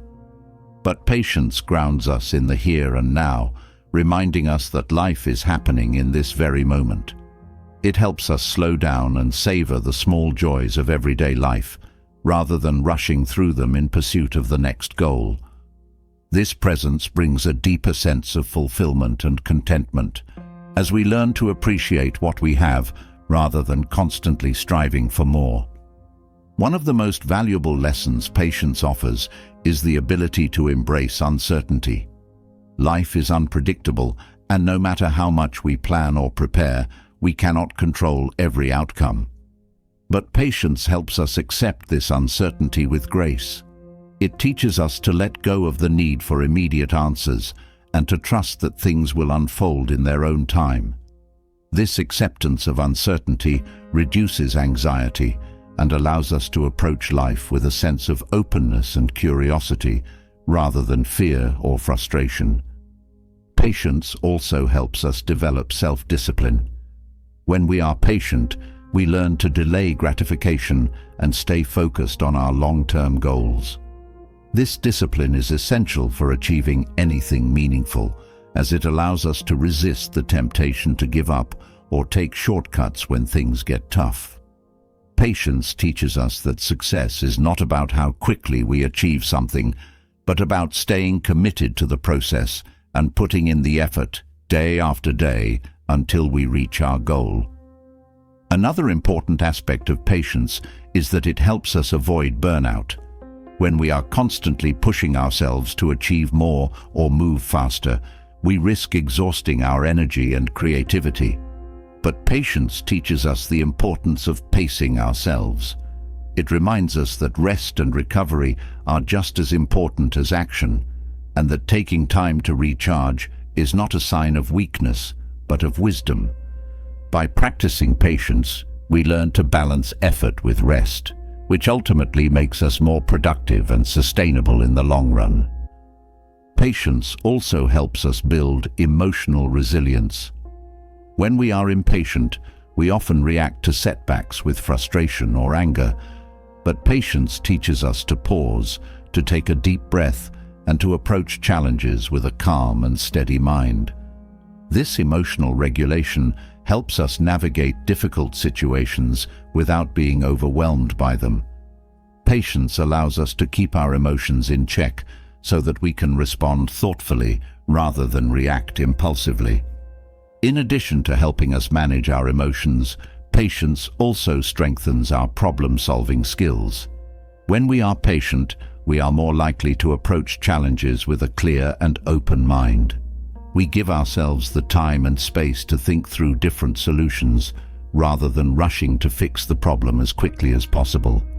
This thoughtful approach often leads to more creative and effective solutions, as we are not limited by the pressure of time or the need for immediate results. Patience also teaches us the value of persistence. When we are patient, we learn that success is not always about talent or luck, but about staying the course, even when things get tough. This persistence is what allows us to achieve our long-term goals, as it helps us keep going, even when progress is slow. Patience reminds us that every step forward, no matter how small, brings us closer to our destination. Another benefit of patience is that it helps us build stronger connections with ourselves. When we are patient with ourselves, we give ourselves the time and space to grow, to learn from our mistakes, and to evolve at our own pace. This self-compassion is essential for personal growth, as it allows us to accept where we are without judgment or frustration. By practicing patience with ourselves, we create a foundation for lasting change and personal development. Patience also helps us develop a greater sense of humility. When we are patient, we recognize that we are not in control of everything and that some things take time to unfold. This humility allows us to approach life with a sense of openness and curiosity, rather than trying to force or control every outcome. Patience teaches us to respect the natural rhythms of life and to trust that things will happen when they are meant to, not necessarily when we want them to. One of the most transformative effects of patience is that it helps us cultivate a sense of peace. When we are constantly rushing or striving, we often feel stressed and anxious. But when we practice patience, we create a sense of calm and balance in our lives. We learn to trust the process, to accept that things will unfold in their own time, and to let go of the need to control every outcome. This inner peace allows us to approach life with more grace and less tension, which ultimately leads to a more fulfilling and joyful life. Patience also teaches us the value of letting go. When we are patient, we learn to release our attachment to specific outcomes or timelines. We recognize that things may not always go according to plan, and that's okay. This letting go frees us from the frustration and disappointment that often come with unmet expectations.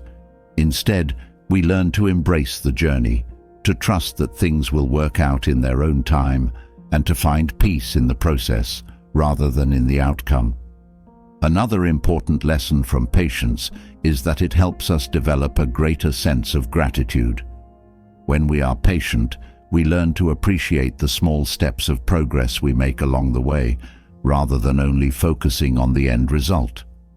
This gratitude brings a sense of fulfillment and contentment as we learn to enjoy the journey, rather than constantly striving for the next goal.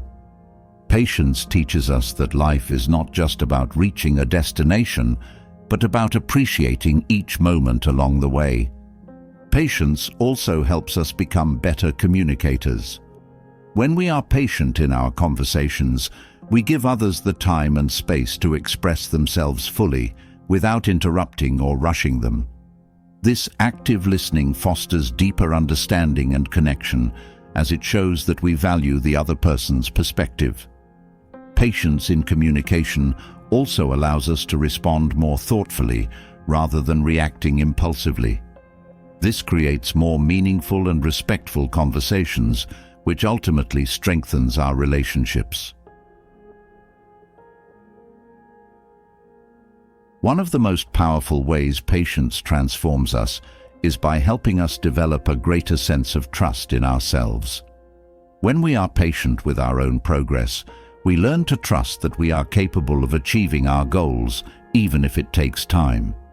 This self-trust builds confidence and resilience, as we recognize that we don't need to rush or force things in order to succeed. Patience teaches us that we are enough, just as we are, and that our journey is unfolding exactly as it should.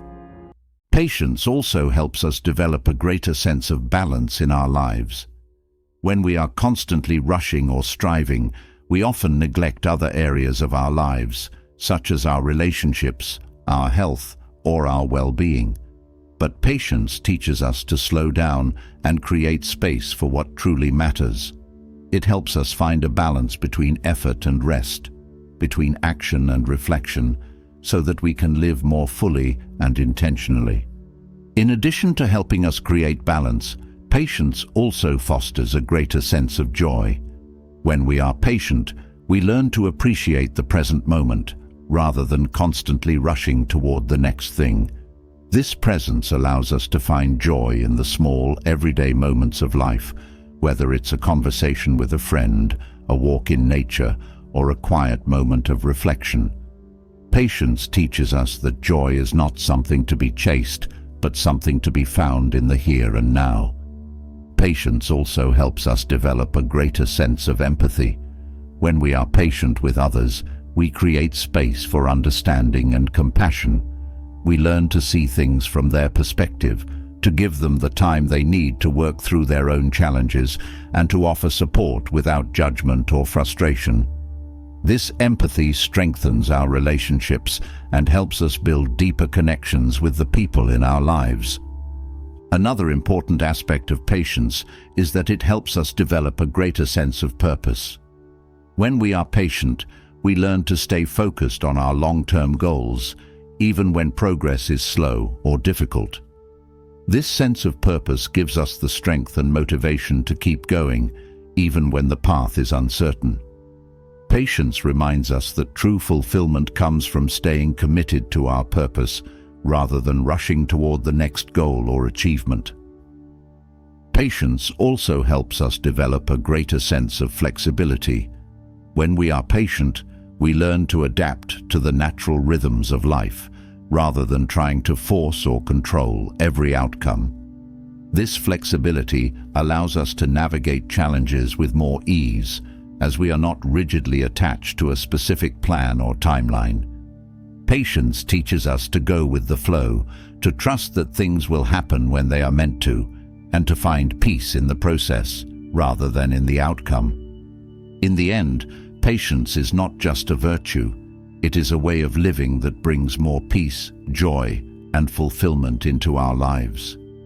By cultivating patience, we learn to navigate challenges with grace, to stay committed to our goals without unnecessary frustration, and to appreciate the present moment for what it is. Patience teaches us that life is not a race to be won, but a journey to be enjoyed, and that true success comes not from rushing or forcing, but from trusting the process and staying the course.